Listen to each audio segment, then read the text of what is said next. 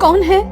एक अजीब सी आवाज ने बिस्तर पर सोई गुंजन को झकझोर कर रख दिया।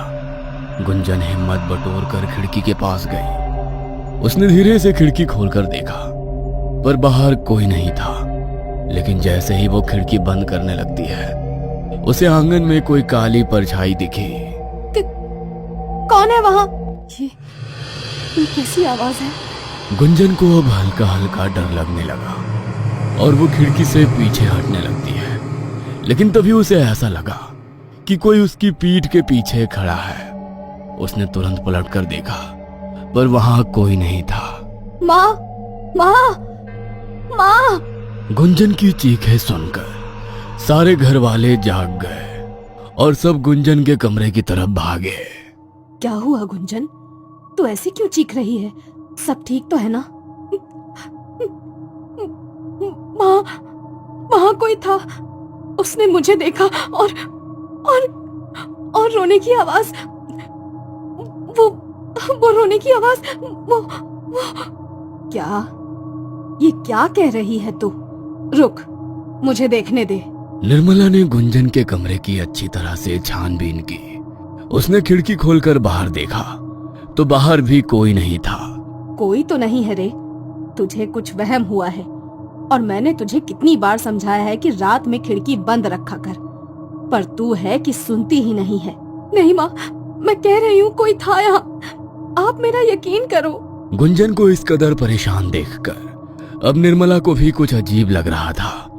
उसने गुंजन के सर पर हाथ फेरते हुए कहा, देख गुंजन, तेरा 5वां महीना चल रहा है और प्रेगनेंसी के वक्त ऐसे वहम अक्सर होते हैं। तू डर मत।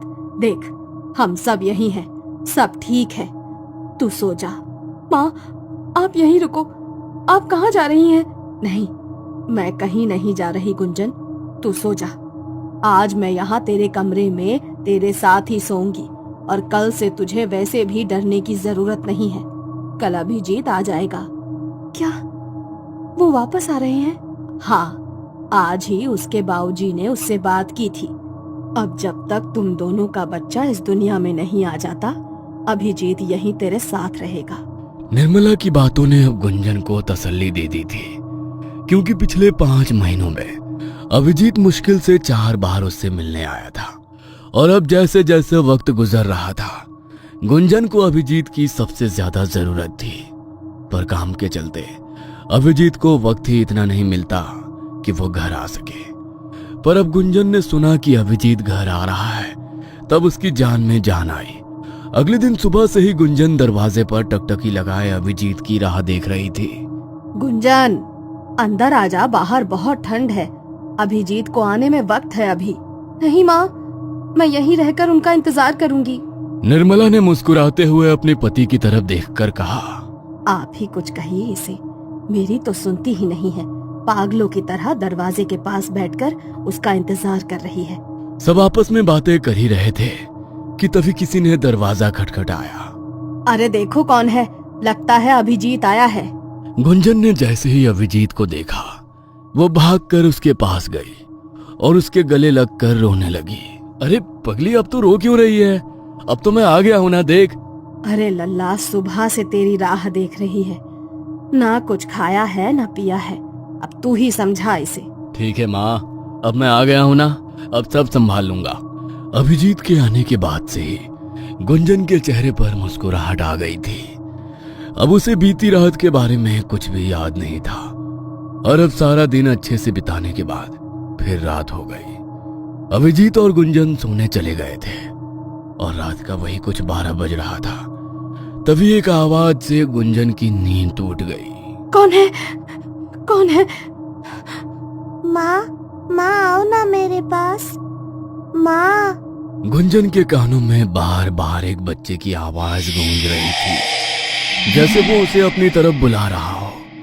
थोड़ी देर बाद ही गुंजन को एक परछाई दिखी और वो उसके पीछे पीछे चल दी। उस वक्त गुंजन अपने होश में नहीं थी। वो पागलों की तरह उस परछाई के पीछे चल रही थी और चलते चलते वो घर के आंगन में पहुंच गई। तभी उसका भ्रम टूटा और उसकी आंखों के सामने जो था उसे देखकर उसकी चीख निकल गई। बचाओ बचाओ, ये लाल कदमों के निशान, ये खून। चीखते चीखते गुंजन वहीं आंगन में बेहोश होकर गिर गई। जब सारे घर वाले बाहर आए और उन्होंने इस तरह गुंजन को बेहोश पड़े देखा तो सब हैरान रह गए। गुंजन, उठो, क्या हुआ तुम्हें? उठो गुंजन। लल्ला, तू तो उसके साथ ही सोया था ना, फिर ये यहाँ कैसे? मुझे नहीं मालूम माँ, गुंजन बाहर कब आई? मैं तो सोया हुआ था। अब छोड़िए ये सब, पहले इसको अंदर ले चलते हैं। सब गुंजन को कमरे में लाकर उसे होश में लाने की कोशिश करने लगे। थोड़ी देर बाद जब गुंजन को होश आया तो फिर वो उन्हीं लाल कदमों के निशान के बारे में बात कर रही थी। वो लाल निशान, वो खून, वो बच्चा। क्या कह रही हो गुंजन? कौन सा बच्चा, कौन से कदमों के निशान? कुछ नहीं है यहाँ। और तुम इतनी रात गए आंगन में क्या करने गई थी? मैं वो बच्चा। कौन सा बच्चा गुंजन? अपने घर में कोई बच्चा नहीं है। मैं आप लोगों से कह रही हूँ ना, यहाँ एक बच्चा था और वो लाल कदमों के निशान, वो खून। रुकिए, आप सबको मुझ पर यकीन नहीं है ना? मैं अभी दिखाती हूँ। गुंजन भागी भागी आंगन की तरफ गई और जमीन की ओर इशारा करने लगी। ये देखो, यही थे वो निशान। गुंजन, कौन से निशान? यहाँ कोई निशान नहीं है। तुम्हें क्या हो गया है? क्यों ऐसी बहकी बहकी बातें कर रही हो? गुंजन ने देखा कि कोई उसकी बातों पर यकीन नहीं कर रहा है। वो चीख चीख के रोने लगी। आप सबको लग रहा है कि मैं झूठ बोल रही हूँ। माँ, आप तो मेरा यकीन करो, वो बच्चा यही था और वो निशान भी। बेटा, ऐसा नहीं है कि हम तुझ पर यकीन नहीं कर रहे, पर बेटा यकीन करने के लिए कुछ होना तो चाहिए। तो खुद देख, यहाँ कोई निशान नहीं है, कोई बच्चा नहीं है। मेरी बात मान, तुझे आराम की जरूरत है। आजा, सो जा चलकर। नहीं, मुझे कहीं नहीं जाना। जब तक आप लोग मेरी बात नहीं मान लेते, मुझे कहीं नहीं जाना। ये क्या पागलपन है गुंजन? बच्चों जैसी जिद मत करो और चलो यहाँ से। सब गुंजन को अंदर ले जाने की कोशिश कर ही रहे थे, तभी अचानक उसके पेट में तेज दर्द होने लगा। 5 महीने की प्रेग्नेंट गुंजन का पेट अब अच्छा खासा फूल गया था और समझ में भी आने लगा था। अचानक गुंजन को महसूस होने लगा जैसे उसके पेट में कोई हलचल हो रही हो।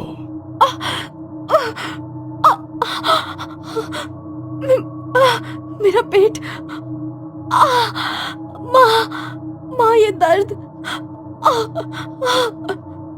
देख, मैंने कहा था तुझसे, तेरी तबीयत बिगड़ जाएगी।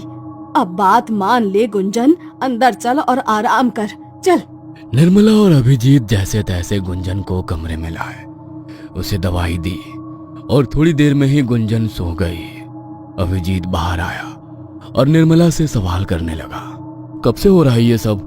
क्या बताऊं लल्ला, यही कुछ 15 दिन पहले से ही बहू ऐसी अजीब सी हरकतें कर रही है। कभी आधी रात में उठकर कहती है कोई है, कोई बच्चा है, कोई बुला रहा है, तो कभी नींद में चलते चलते छत तक चली जाती है। आपने डॉक्टर से बात की? नहीं लल्ला, 4 महीने के बाद ऐसा सब होता है गर्भवती औरतों के साथ। हमें लगा 1-2 दिन के बाद सब सही हो जाएगा, पर अब जब पानी सर के ऊपर जाने लगा तो तेरे बाबूजी ने तुझे बुलाया। आप लोग ये बात मुझे अब बता रहे हैं? ठीक है, अब जो हो गया सो हो गया, पर कल सबसे पहले हम गुंजन को डॉक्टर के पास लेकर जाएंगे। अभिजीत ने ठान लिया था कि अब वो गुंजन के साथ जो भी हो रहा है उसे ठीक करके रहेगा। उसे लग रहा था डॉक्टर के पास जाने से सब ठीक हो जाएगा, पर वो ये नहीं जानता था कि ये दलदल है। और अब सिर्फ गुंजन ही नहीं बल्कि भीलवाड़ा की हर गर्भवती औरत इस दलदल में फंस चुकी थी। कौन सा तूफान कब भीलवाड़ा पर आने वाला था, ये तो वक्त ही बताएगा। रात के हंगामे के बाद अब सुबह सब ठीक था, सब चैन की नींद में थे। तभी एक आवाज ने हर किसी की धड़कनें रोक दी। माँ, बाबूजी, अभी आओ, जल्दी आओ। ये सब देखो, ये क्या हुआ? जल्दी आओ सब, मेरा बच्चा। सब दौड़ते हुए गुंजन के कमरे में गए और उन्होंने वहां जो देखा उसे देखने के बाद सबकी आंखें फटी की फटी रह गईं। गुंजन, ये तेरे पेट को क्या हुआ? कल तक तो ये फूला हुआ था। माँ मुझे कुछ समझ नहीं आ रहा। ये सब क्या है? मेरा बच्चा। माँ मैंने कहा था आप लोगों से कुछ तो ठीक नहीं हो रहा है, पर आपने मेरी बात नहीं मानी। अब देखिए ये सब क्या हो गया। गुंजन, तुम घबराओ मत, हम अभी डॉक्टर के पास जाएंगे। तुम देखना सब ठीक होगा, हमारे बच्चे को कुछ नहीं होगा। तुम आओ, चलो मेरे साथ। निर्मला गुंजन की हालत देखकर अपना सर पकड़कर जमीन पर बैठ गई, क्योंकि जो कुछ भी हो रहा था वो कोई साधारण बात नहीं थी, या यूं कहें कि नामुमकिन है। कल तक जो गुंजन 5 महीने की प्रेग्नेंट थी, उसके पेट में उसका बच्चा था, उसका पेट फूला हुआ था। आज अचानक उसका पेट बिल्कुल नॉर्मल हो गया। भला रातों रात ऐसा कैसे हो सकता है? देखिए, आप अपनी बीवी से कहिए कि ये रोना बंद करके मुझे बताए कि आखिर हुआ क्या है। गुंजन, शांत हो जाओ। देखो, अब हम डॉक्टर के पास आ गए हैं, सब ठीक हो जाएगा। डॉक्टर, क्या बताऊं अब? कल तक मेरे पेट में एक बच्चा था, मैं माँ बनने वाली थी, और आज देखिए मेरा पेट ये बिल्कुल नॉर्मल हो गया है।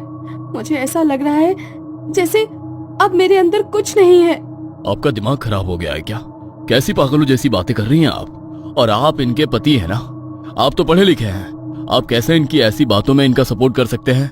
ये हॉस्पिटल है, गांव की दाई खाना का घर नहीं, जहां ऐसी बकवास बातें हो। डॉक्टर, मेरा हाल भी कुछ ऐसा ही होता अगर मैंने सब अपनी आंखों से ना देखा होता तो। अभिजीत ने गुंजन की सारी रिपोर्ट्स डॉक्टर के सामने रख दी, और जिन्हें देखने के बाद डॉक्टर के मुंह से बस एक ही बात निकली, ये नामुमकिन है।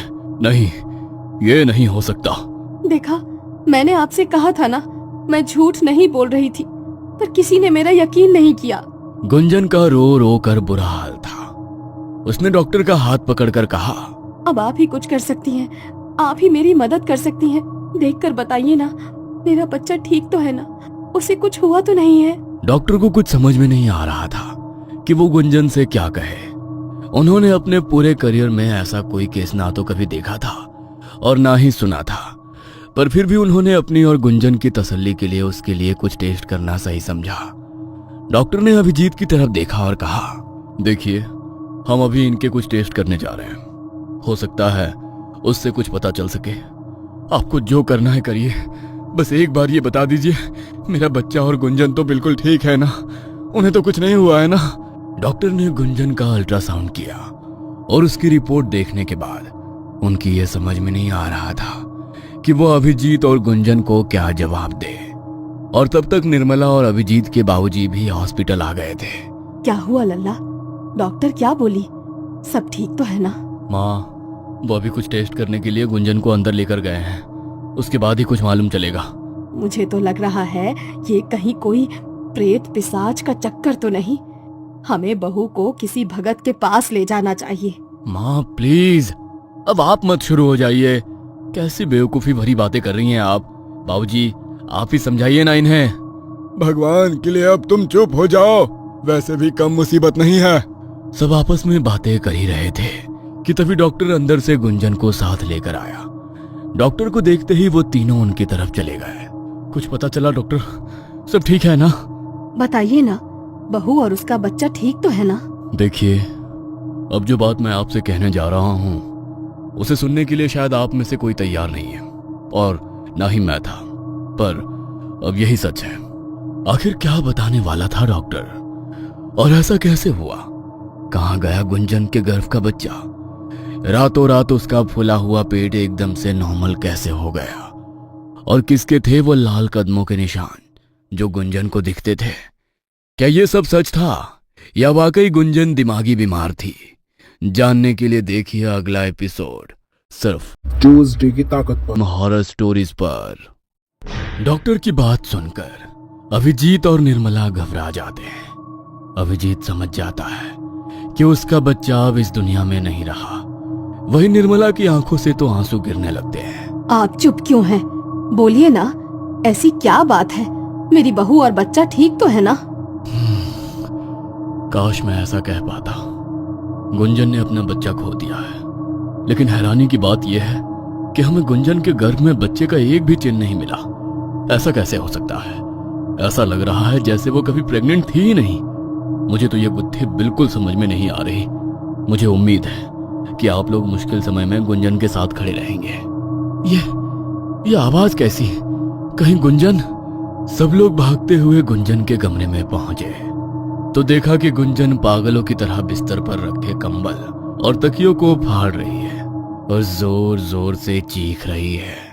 मेरा बच्चा, मेरा बच्चा, मेरा बच्चा कहाँ है? मैं सब बर्बाद कर दूंगी। मैं अपने बच्चे को कुछ नहीं होने दूंगी। गुंजन की ये हालत देखकर अभिजीत की आंखों से आंसू छलक आते हैं और वो भागकर उसे गले लगाने की कोशिश करता है। गुंजन शांत हो जाओ, सब ठीक हो जाएगा, प्लीज मेरी बात सुनो। अभिजीत के गले लगाते ही गुंजन चीख चीख कर रोने लगती है।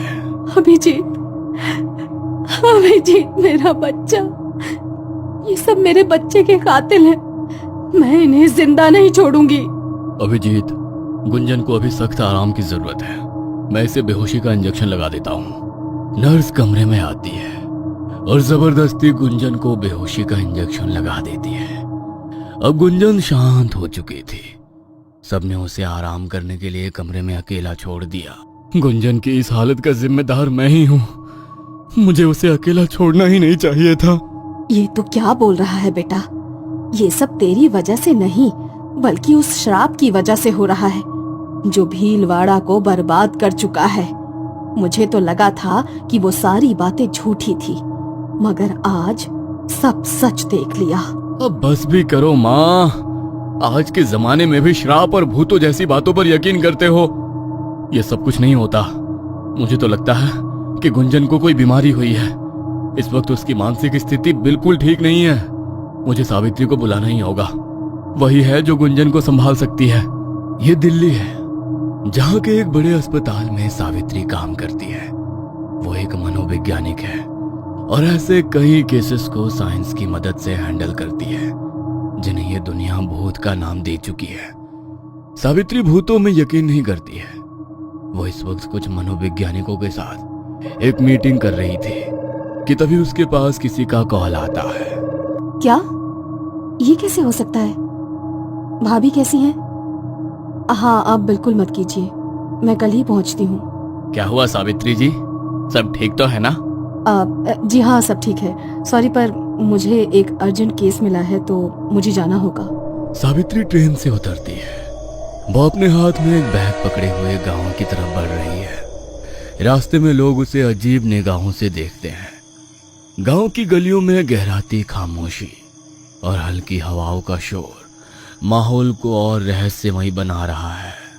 भीलवाड़ा अभी भी नहीं बदला। वही पुरानी सड़कें, डरे हुए लोग और एक अजीब सी खामोशी। न जाने क्यों मैं जब भी यहाँ आती हूँ मुझे कुछ अजीब वाइब्रेशंस महसूस होती हैं। सावित्री कई सालों बाद अपने गांव लौट रही थी। पिछली रात उसे अपने परिवार से गुंजन के अजीब बर्ताव के बारे में खबर मिली।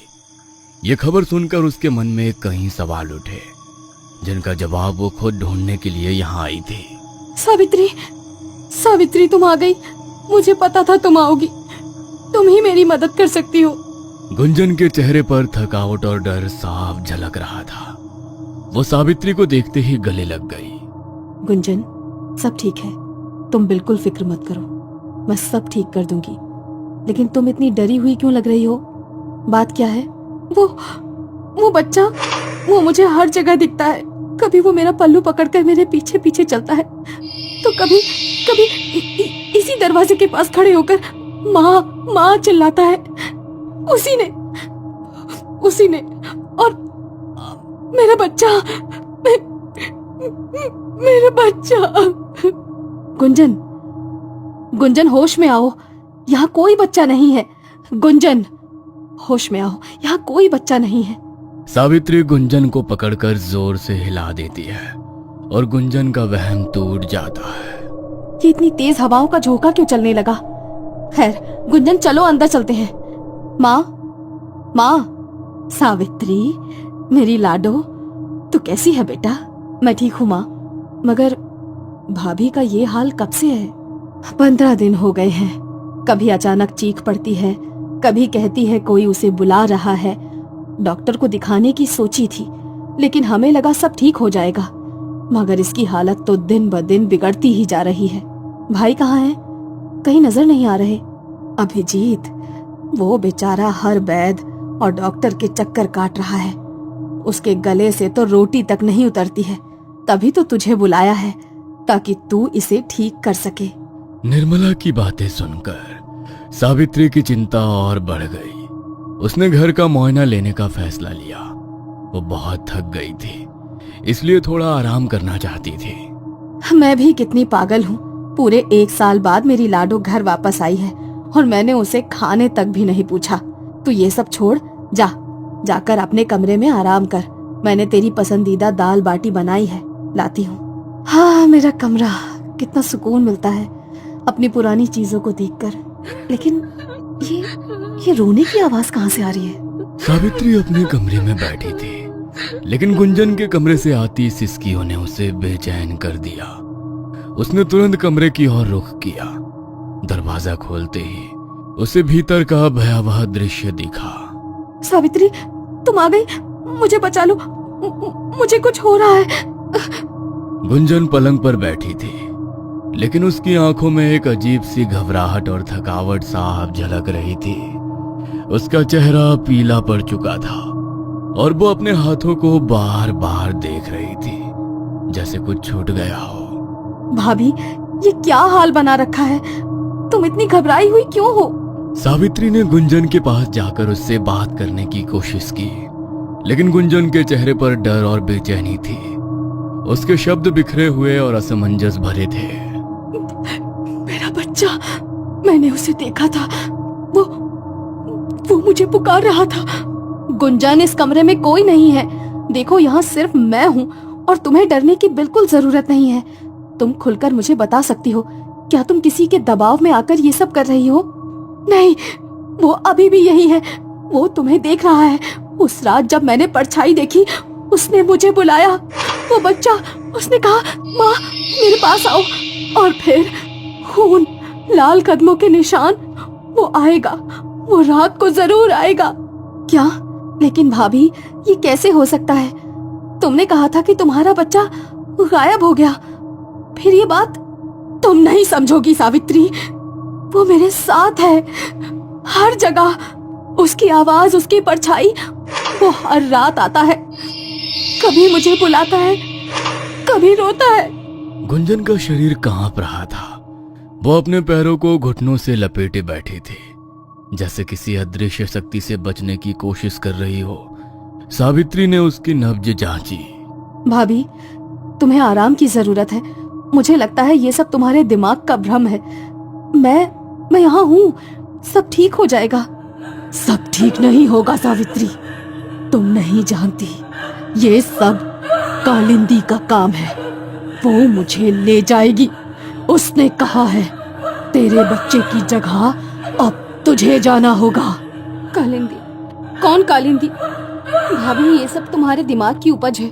तुम्हारे दिमाग पर गहरे सदमे का असर हुआ है। तुम आराम करो, मैं तुम्हारे लिए कुछ दवाई लाती हूँ। दवाई काम नहीं करेगी सावित्री, मैं श्रापित हूँ। ये सिर्फ शुरुआत है।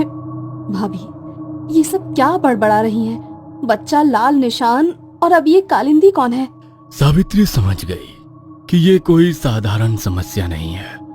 उसने अपने बैग से अपनी नोटबुक निकाली और गुंजन के लक्षण लिखने लगी।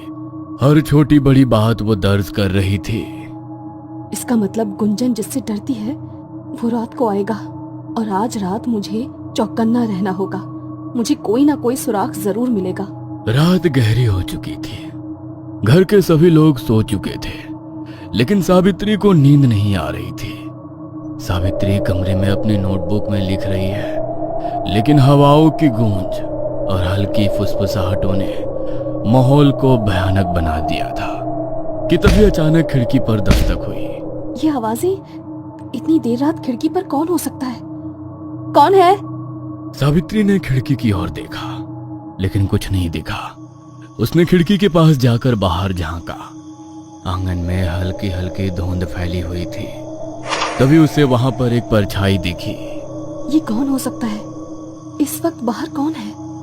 जैसे ही उसने ध्यान से देखा, वो परछाई घर के पुराने मंदिर की ओर बढ़ने लगी। बिना किसी हिचक के सावित्री ने दरवाजा खोला और उसके पीछे पीछे चल दी। मंदिर तक पहुंचने पर उसने देखा कि दरवाजे पर लाल कदमों के निशान थे। खून जैसा लगने वाला द्रव्य नीचे बह रहा था। सावित्री ने झुककर उसे छूना चाहा, लेकिन तभी माँ, मेरे पास आओ माँ। सावित्री ने देखा कि मंदिर के भीतर दीवारों पर खून से बने अजीब चिन्ह थे।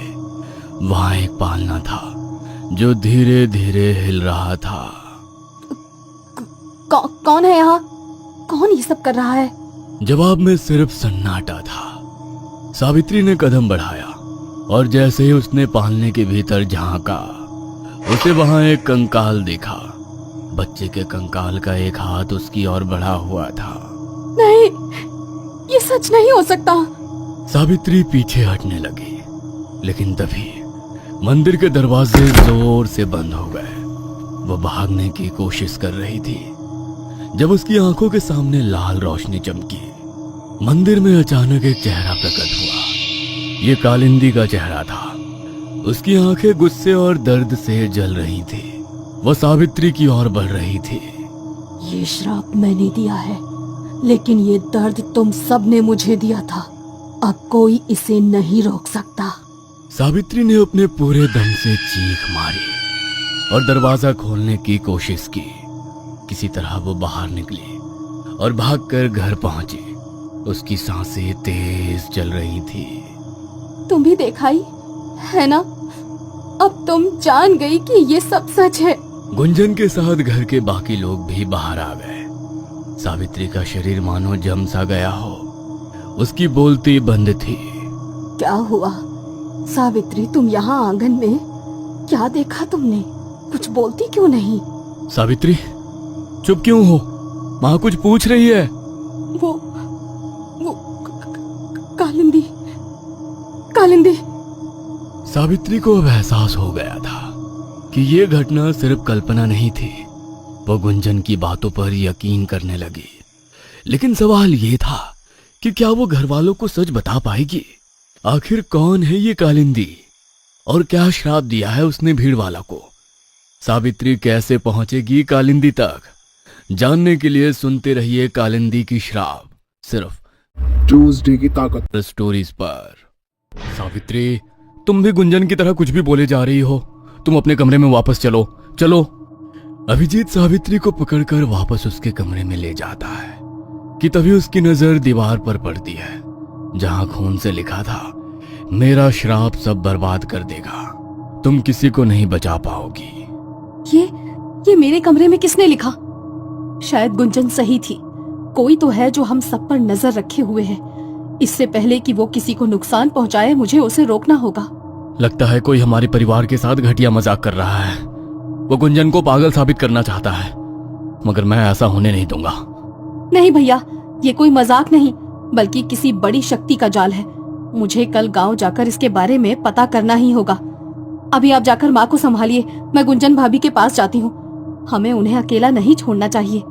अभिजीत वहां से चला जाता है और सावित्री गुंजन के कमरे में आकर उसके पास बैठ जाती है ताकि गुंजन आराम से सो सके। मगर रात के भयानक दृश्य ने सावित्री को झकझोर कर रख दिया था। उस कालिंदी का चेहरा, बच्चे के रोने की आवाज, सब कुछ इतना खतरनाक था कि उसे अब तक यकीन नहीं हो रहा था। सावित्री रात भर नहीं सो पाई। उसकी आंखों में डर और सवालों का समंदर था। उसने गुंजन के बगल में बैठकर पूरी रात उसकी तबीयत का ख्याल रखा, लेकिन उसके मन में एक ही बात घूम रही थी, ये सब क्या हो रहा है और क्यों? सावित्री बेटी, तुम रात भर नहीं सोई। ये सब तुम्हारे बस का नहीं है। हम जिस श्राप के नीचे जी रहे हैं उसे कोई बदल नहीं सकता। गुंजन की किस्मत में अगर मर जाना ही लिखा है तो यही सही, लेकिन मैं अपनी बेटी को मौत के मुंह में नहीं ढकेल सकती। माँ, आप ये कैसी बातें कर रही हैं? मैं गुंजन भाभी को कुछ नहीं होने दूंगी। आप बस मुझे ये बताइए कि क्या इस गांव में कोई है जो कालिंदी के बारे में कुछ जानता हो? पुरोहित नारायण। इस कालिंदी का हल तुम्हें पुरोहित नारायण के अलावा कोई नहीं बता सकता। पुरोहित नारायण कौन है वो और उन्हें कैसे पता होगा? बेटा, नारायण बाबा इस गांव के सबसे बड़े ज्ञानी हैं। उन्होंने कालिंदी की कहानी अपनी आंखों से देखी थी। कहते हैं उन्होंने ही कालिंदी का अंतिम संस्कार किया था। अगर किसी को इस श्राप के बारे में पता होगा तो वो बस वही है, मगर आज तक उन्होंने श्राप के बारे में किसी को नहीं बताया। जब भी कालिंदी का कहर इस गांव पर पड़ता है तो वो एक पूजा कर कर उसे शांत कर देते हैं। मुझे नहीं लगता कि वो तुझे इस बारे में कुछ भी बताएंगे। सावित्री को ये सुनकर हैरानी हुई कि सब कुछ जानने के बाद भी वो बाबा कुछ नहीं कर रहे। खैर, पुरोहित नारायण के बारे में उसने पहले कभी नहीं सुना था, लेकिन अब उसके पास और कोई रास्ता नहीं था। ठीक है माँ, मैं आज ही उनसे मिलने जाऊंगी। सावित्री जैसे ही निर्मला से बात कर दरवाजे की तरफ कदम आगे बढ़ाती है, अचानक पीछे से गुंजन हवा की तेजी से उसकी तरफ बढ़ती है और उसका गला दबा लेती है। गुंजन के खुले बाल और लाल आंखें जैसे मानो सावित्री को भस्म कर डालेगी। भाभी, ये क्या कर रही हो? छोड़ो, छोड़ो मुझे भाभी। ये क्या कर रही हो बहू? छोड़ो उसे, वो मर जाएगी। मैं कहती हूँ छोड़ो उसे।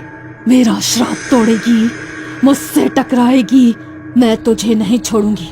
तू होती कौन है मुझसे टकराने वाली? सावित्री और निर्मला जोर जोर से चीखने लगते हैं। वो दोनों पूरी कोशिश करते हैं, लेकिन ना जाने गुंजन में इतनी ताकत कहां से आ गई थी कि कोई उसकी उंगली भी नहीं हिला पाता। इतनी आवाज सुनकर अभिजीत और उसके बाबूजी भी कमरे में आ जाते हैं और सावित्री को बचाने की कोशिश करने लगते हैं। अभिजीत गुंजन को एक खींच कर थप्पड़ मारता है। गुंजन, होश में आओ, पागल हो गई हो क्या? सावित्री को जान से मारना चाहती हो? ये हम सबको मारना चाहती है। मुझे तो लगता है कालिंदी बस एक बहाना है। ये हमारे परिवार को मारकर सारी जमीन हड़पना चाहती है। बस करो माँ, इसमें भाभी की कोई गलती नहीं है। इस वक्त उनका शरीर उनके कब्जे में नहीं है। सावित्री गुंजन को जमीन से उठाकर बिस्तर पर लिटा देती है। गुंजन इस वक्त बेहोश थी। सावित्री उसके सर पर हाथ फेरती है। मुझे माफ कर दो भाभी, मगर भरोसा रखना, मैं सब ठीक कर दूंगी। सावित्री ने पुरोहित नारायण के मंदिर की ओर रुख किया। रास्ते में उसे बार बार रात की घटनाएं याद आ रही थी। गुंजन की चीख, खून के निशान और वो रहस्यमयी आवाजें। गांव के मंदिर के किनारे एक पुराने बरगद के पेड़ के नीचे स्थित था। वहां का वातावरण रहस्यमयी और शांत था। मंदिर के आसपास की हवा में कुछ ऐसा था जो किसी अनजाने डर का एहसास करा रहा था। सावित्री मंदिर में दाखिल होते हुए धीरे धीरे पुरोहित नारायण के पास पहुंची। वहां का वातावरण गंभीर और रहस्यमयी था। पुरोहित आंखें बंद करके मंत्रोच्चार में लीन थे। उनके चेहरे पर शांति का भाव था, लेकिन सावित्री के मन में सवालों का तूफान था। प्रणाम गुरुदेव, मुझे आपसे कुछ जरूरी बातें करनी है। आशीर्वाद बेटी, कौन हो तुम और यहाँ क्यों आई हो? गुरुदेव, मैं सावित्री हूँ। इस गांव में पैदा हुई थी, लेकिन पढ़ाई के लिए बाहर चली गई थी। जब यहाँ लौटी हूँ, मेरे परिवार पर जो बीता है उसने मुझे अंदर तक झकझोर दिया है। गांव में हर किसी का जीवन अब श्राप से जुड़ा हुआ है। ये नई बात नहीं है, लेकिन तुम मुझसे क्यों मिलने आई हो? क्योंकि मैं सच जानना चाहती हूँ। गुंजन की हालत देखकर मुझे यकीन हो गया है कि यहाँ कुछ भयानक हो रहा है। माँ ने बताया कि आप कालिंदी के बारे में सब कुछ जानते हैं। कृपया मुझे बताएं कि ये सब क्यों हो रहा है। कालिंदी का नाम क्यों लिया? यह नाम इस गांव में तबाही और दर्द का प्रतीक है। मैं तुम्हें कुछ भी नहीं बता सकता। ये सवाल मत पूछो। गुरुदेव, आप गांव के ज्ञानी हैं। अगर आप ही चुप रहेंगे तो फिर सच कौन बताएगा? क्या आप नहीं चाहते कि ये श्राप खत्म हो? अब सावित्री, ये उतना आसान नहीं है। कुछ रहस्य ऐसे होते हैं जिन्हें जानने से दुख ही मिलता है। कालिंदी की कहानी भी वैसी ही है। गुरुदेव, मुझे दुख का डर नहीं है। मैं अपनी भाभी और गांव की दूसरी औरतों को इस श्राप से बचाना चाहती हूँ।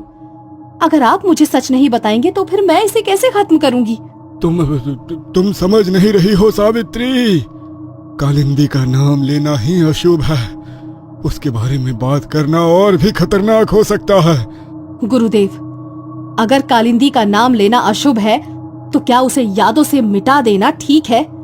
क्या ये सही है कि हम उस आत्मा को और दर्द दें जो पहले ही इतना कुछ झेल चुकी है? मैंने कहा ना, ये चर्चा बंद करो। कालिंदी की आत्मा इस गांव में भटक रही है। वो बहुत क्रोधित है। अगर तुमने इसे छेड़ा तो परिणाम भयानक होंगे। क्या परिणाम भयानक हो सकता है गुरुदेव? जो महिलाएं माँ बनने का सपना देख रही हैं, उनके गर्भ से बच्चे गायब हो रहे हैं। ये भयानक नहीं है? अगर कालिंदी को न्याय नहीं मिला तो क्या आप नहीं मानते कि उसका श्राप सही है? पुरोहित नारायण कुछ पल के लिए शांत हो गए। उनकी आंखों में पछतावे और डर का अजीब मिश्रण था। सावित्री की बातों ने उन्हें सोचने पर मजबूर कर दिया था। ठीक है सावित्री, अगर तुमने इतना ठान लिया है तो सुनो, लेकिन ये समझ लो, इस कहानी का सच तुम्हारे लिए आसान नहीं होगा। मैं सुनने के लिए तैयार हूँ गुरुदेव, आप बस सच बताएं। सावित्री मंदिर के शांत वातावरण में बैठी पुरोहित नारायण की हर बात को ध्यान से सुनने की कोशिश कर रही थी। मंदिर की घंटियों की गूंज और हवा की धीमी सरसराहट ने माहौल को रहस्यमय बना दिया था। सावित्री, तुमने जो देखा और सुना है वह इस गांव का एक दुखद अतीत है। यह केवल श्राप की कहानी नहीं, बल्कि उस औरत की कहानी है जिसने अपना सब कुछ खो दिया। अपनी खुशी, अपनी पहचान, अपना प्रेम। गुरुदेव, आप कालिंदी की बात कर रहे हैं? मुझे बताएं कि वो कौन थी और उसके साथ क्या हुआ था? कालिंदी वो केवल नाम नहीं, बल्कि एक युग की पहचान थी। एक ऐसी औरत जो अपने समय से बहुत आगे थी। लेकिन हर दिव्यता के पीछे एक दर्द छिपा होता है, और कालिंदी का दर्द भी ऐसा ही था। पुरोहित ने गहरी सांस ली और कालिंदी की कहानी शुरू की।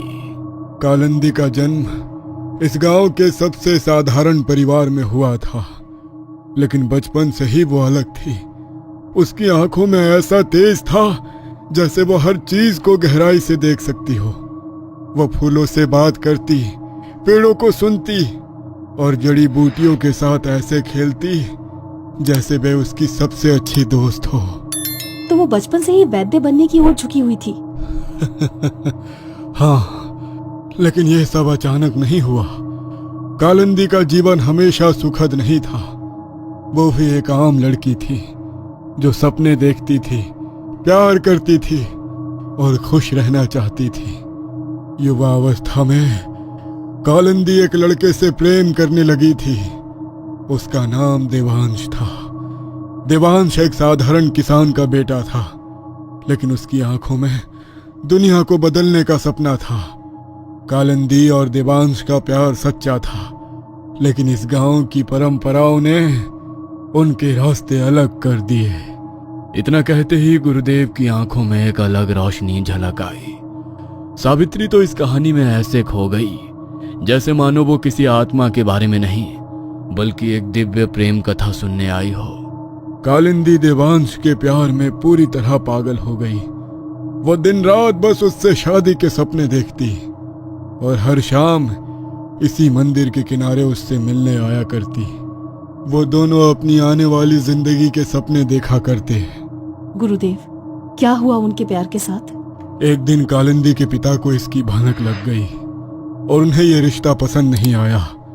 देवांश गरीब था और कालिंदी को वो सब कुछ दिया गया था जो किसी और लड़की के पास नहीं था। उसे लगता था कि देवांश के साथ रहकर वो सब कुछ पा लेगी, लेकिन उसके पिता ने इसे मंजूर नहीं किया। हाँ, वो अपने पिता और इस पूरे समाज के आगे देवांश के लिए ढाल बनकर खड़ी हो गई। कालिंदी ने कई बार अपने पिता को समझाने की कोशिश की, मगर कोई फायदा ना हुआ। इसलिए कालिंदी और देवांश ने गांव छोड़कर भाग जाने का फैसला किया। लेकिन देवांश के एक करीबी मित्र ने उनकी इस चाल की खबर सारे गांव वालों को दे दी। फिर क्या हुआ? फिर क्या था, कालिंदी के पिता ने उसे घर में कैद कर दिया। गांव वालों ने देवांश को कालिंदी से दूर जाने के लिए मजबूर कर दिया। उन्होंने उसे गांव छोड़ने पर मजबूर किया। कहते हैं वो जाते वक्त कालिंदी को देखने आया, लेकिन गांव वालों ने उसे मारने की धमकी दी। कालिंदी ने देवांश को जाते हुए देखा, लेकिन कुछ नहीं कर सकी। उसकी आंखों में आंसू और दिल में एक कसक थी। उस दिन उसने सब कुछ खो दिया, अपना प्रेम और अपनी खुशी। मैं वापस आऊंगा कालिंदी। गुरुदेव, ये तो बहुत ही अन्याय था। फिर कालिंदी ने क्या किया? उस दिन के बाद कालिंदी बदल गई। उसने अपने जीवन को सेवा और पूजा में समर्पित कर दिया। उसने देवताओं की आराधना शुरू की और जड़ी बूटियों का ज्ञान सीखने लगी। धीरे धीरे वो गांव की वैद्य बन गई।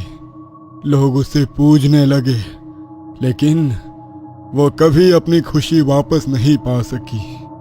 कालिंदी का नाम पूरे गांव में गूंजने लगा। वो हर बीमारी का इलाज कर सकती थी। उसकी दी हुई औषधियों से लोग ठीक हो जाते और उसकी सलाह से जिंदगियां बदल जाती। लेकिन उसकी अपनी जिंदगी एक खालीपन से भरी थी। गुरुदेव, क्या उसने कभी देवांश का इंतजार किया? हाँ, वो हर रोज उस रास्ते को देखती थी जहां से देवांश गया था, लेकिन वो कभी नहीं लौटा। शायद उसे कभी लौटने का मौका नहीं मिला, लेकिन उसकी जिंदगी में एक और अंधेरा आना बाकी था। क्या हुआ गुरुदेव? एक दिन धर्मवीर ने उसे देखा। धर्मवीर गांव का सबसे ताकतवर और रईस व्यक्ति कालिंदी की सुंदरता पर मोहित हो गया। उसने उसे पाने के लिए हर संभव प्रयास किया। धर्मवीर ने कालिंदी को कई बार प्रस्ताव दिया। उसने उसे सोने, चांदी और वैभव का लालच दिया, लेकिन कालिंदी ने हमेशा मना कर दिया। उसके दिल में केवल देवांश के लिए जगह थी। तो क्या धर्मवीर ने उसे छोड़ दिया? नहीं, धर्मवीर हार मानने वालों में से नहीं था। उसने कालिंदी को पाने के लिए एक भयावह योजना बनाई। आखिर धर्मवीर ने कालिंदी के साथ क्या किया होगा? क्या श्राप धर्मवीर को लग गया था? क्या सावित्री पुरोहित जी से सब जान पाएगी? जानने के लिए देखिए अगला एपिसोड सिर्फ ट्यूसडे की ताकत। हॉरर स्टोरीज पर। यार, आईपीएल का मजा अब डबल होने वाला है, क्योंकि क्रिकेक्स लाया है आईपीएल हंगामा with massive 2.3 crore prize pool. हर हफ्ते आईफोन्स, आईपैड्स और इतने सारे धमाकेदार गिफ्ट जीतने का chance. Yamaha bike, Realme mobile, Apple watch और इवन टीवी तक जीत सकते हो। और यही नहीं, क्रिकेक्स पे जिली गेम्स खेलो, स्पिन करो और जीतो हर वीक नया सब प्राइज। अभी ज्वाइन करो क्रिकेक्स पे और ले जाओ 300 रुपए का रैपिड बोनस। डिपॉजिट करना सुपर इजी है, फोन पे, गूगल पे या बैंक ट्रांसफर से। और सबसे बेस्ट पार्ट, रजिस्टर करो लिंक से जो कमेंट में पिन्ड है और जीतो आईफोन 16 प्रो मैक्स हर वीक। तो और क्या चाहिए, डाउनलोड करो क्रिकेक्स ऐप अभी। मंदिर के अंदर सावित्री और पुरोहित नारायण आमने सामने बैठे थे। सावित्री के चेहरे पर दृढ़ता थी, जबकि पुरोहित नारायण की आंखों में अजीब सी उदासी झलक रही थी। सावित्री, मुझे नहीं लगता कि मुझे तुम्हें इससे आगे कुछ भी बताना चाहिए। ये तुम्हारी जान को खतरे में डाल देगा। गुरुदेव, आप मेरी चिंता ना करें, बल्कि इस गांव के बारे में सोचें। क्या इस गांव में कभी किलकारियां नहीं गूंजेंगी? उन माओं का क्या होगा कि वो बांझ बनकर रह जाएंगी? कहते हैं कि एक औरत के जीवन में सबसे बड़ी खुशी माँ बनने की होती है। क्या आप इस गांव की सारी औरतों से वो खुशी छीन लेना चाहते हैं? सावित्री ने ये ठान लिया था कि वो ये गुत्थे सुलझा कर रहेगी। पुरोहित जी को भी उसकी जिद के आगे घुटने टेकने ही पड़े। कालिंदी की कहानी जितनी दर्दनाक है, उतनी ही भयावह भी। उसकी जिंदगी का हर मोड़, हर घटना उस अंधेरे की ओर ले गई।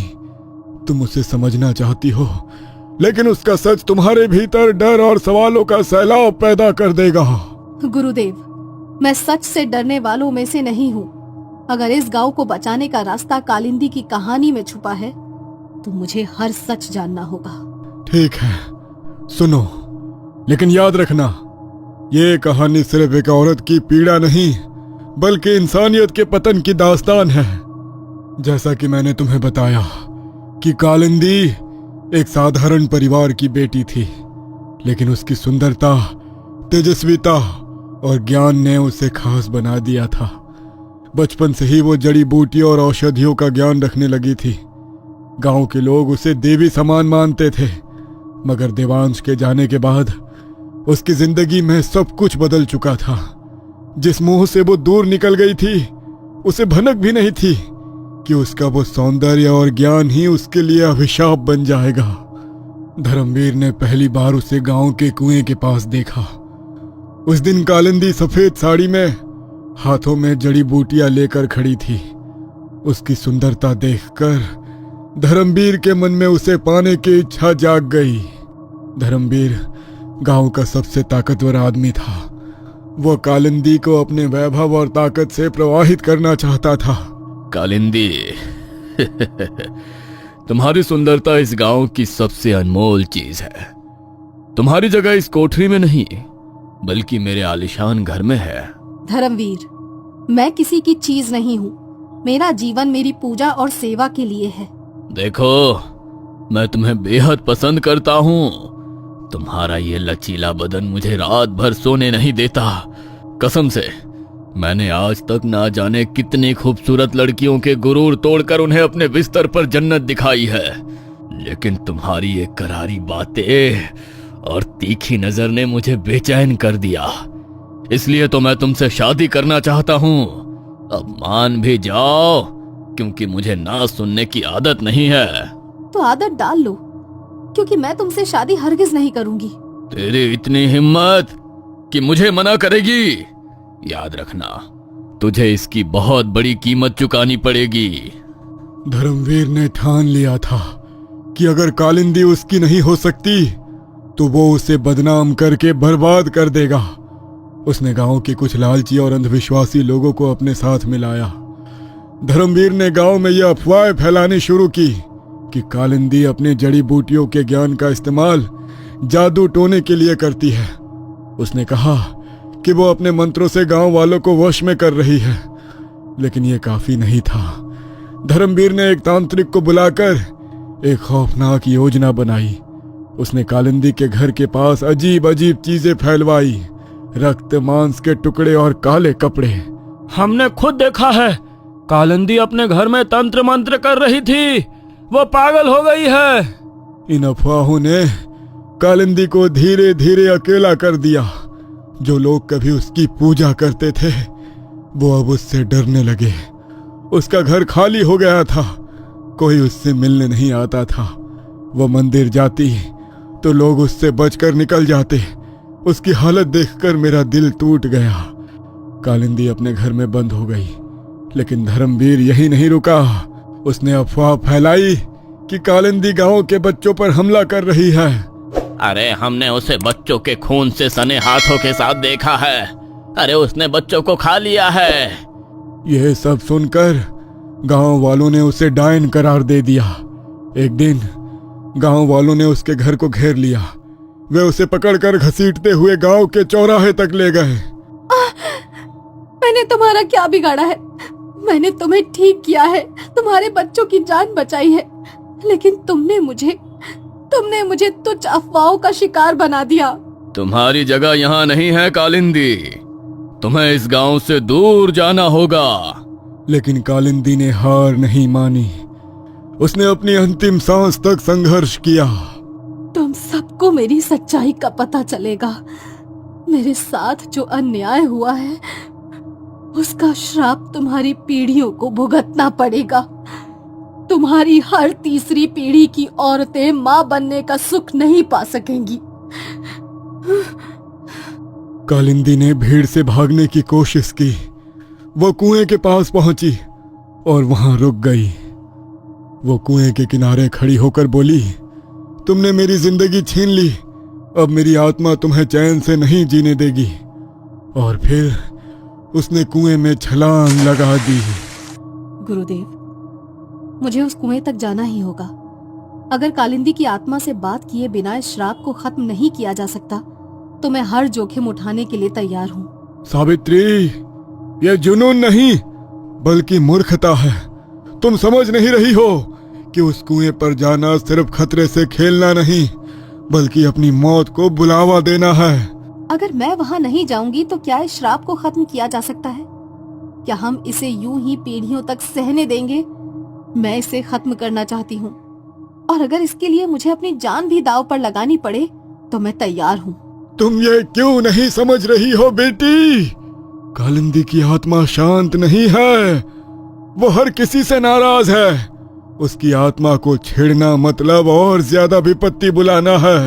गुरुदेव, यही तो समस्या है। आप जैसे लोग हमेशा डर की वजह से चुप रहते हैं। गांव वालों ने कालिंदी के साथ अन्याय किया और आप सबने चुपचाप देखा। अब जब इस श्राप की वजह से हर तीसरी पीढ़ी की औरतें अपनी संतानों को खो रही हैं, तब भी आप चुप हैं। मैं चुप नहीं रह सकती। तुम्हें लगता है मैं चुप हूँ? अरे मैंने अपना पूरा जीवन इस श्राप को समझने और इसे खत्म करने के तरीके खोजने में लगा दिया।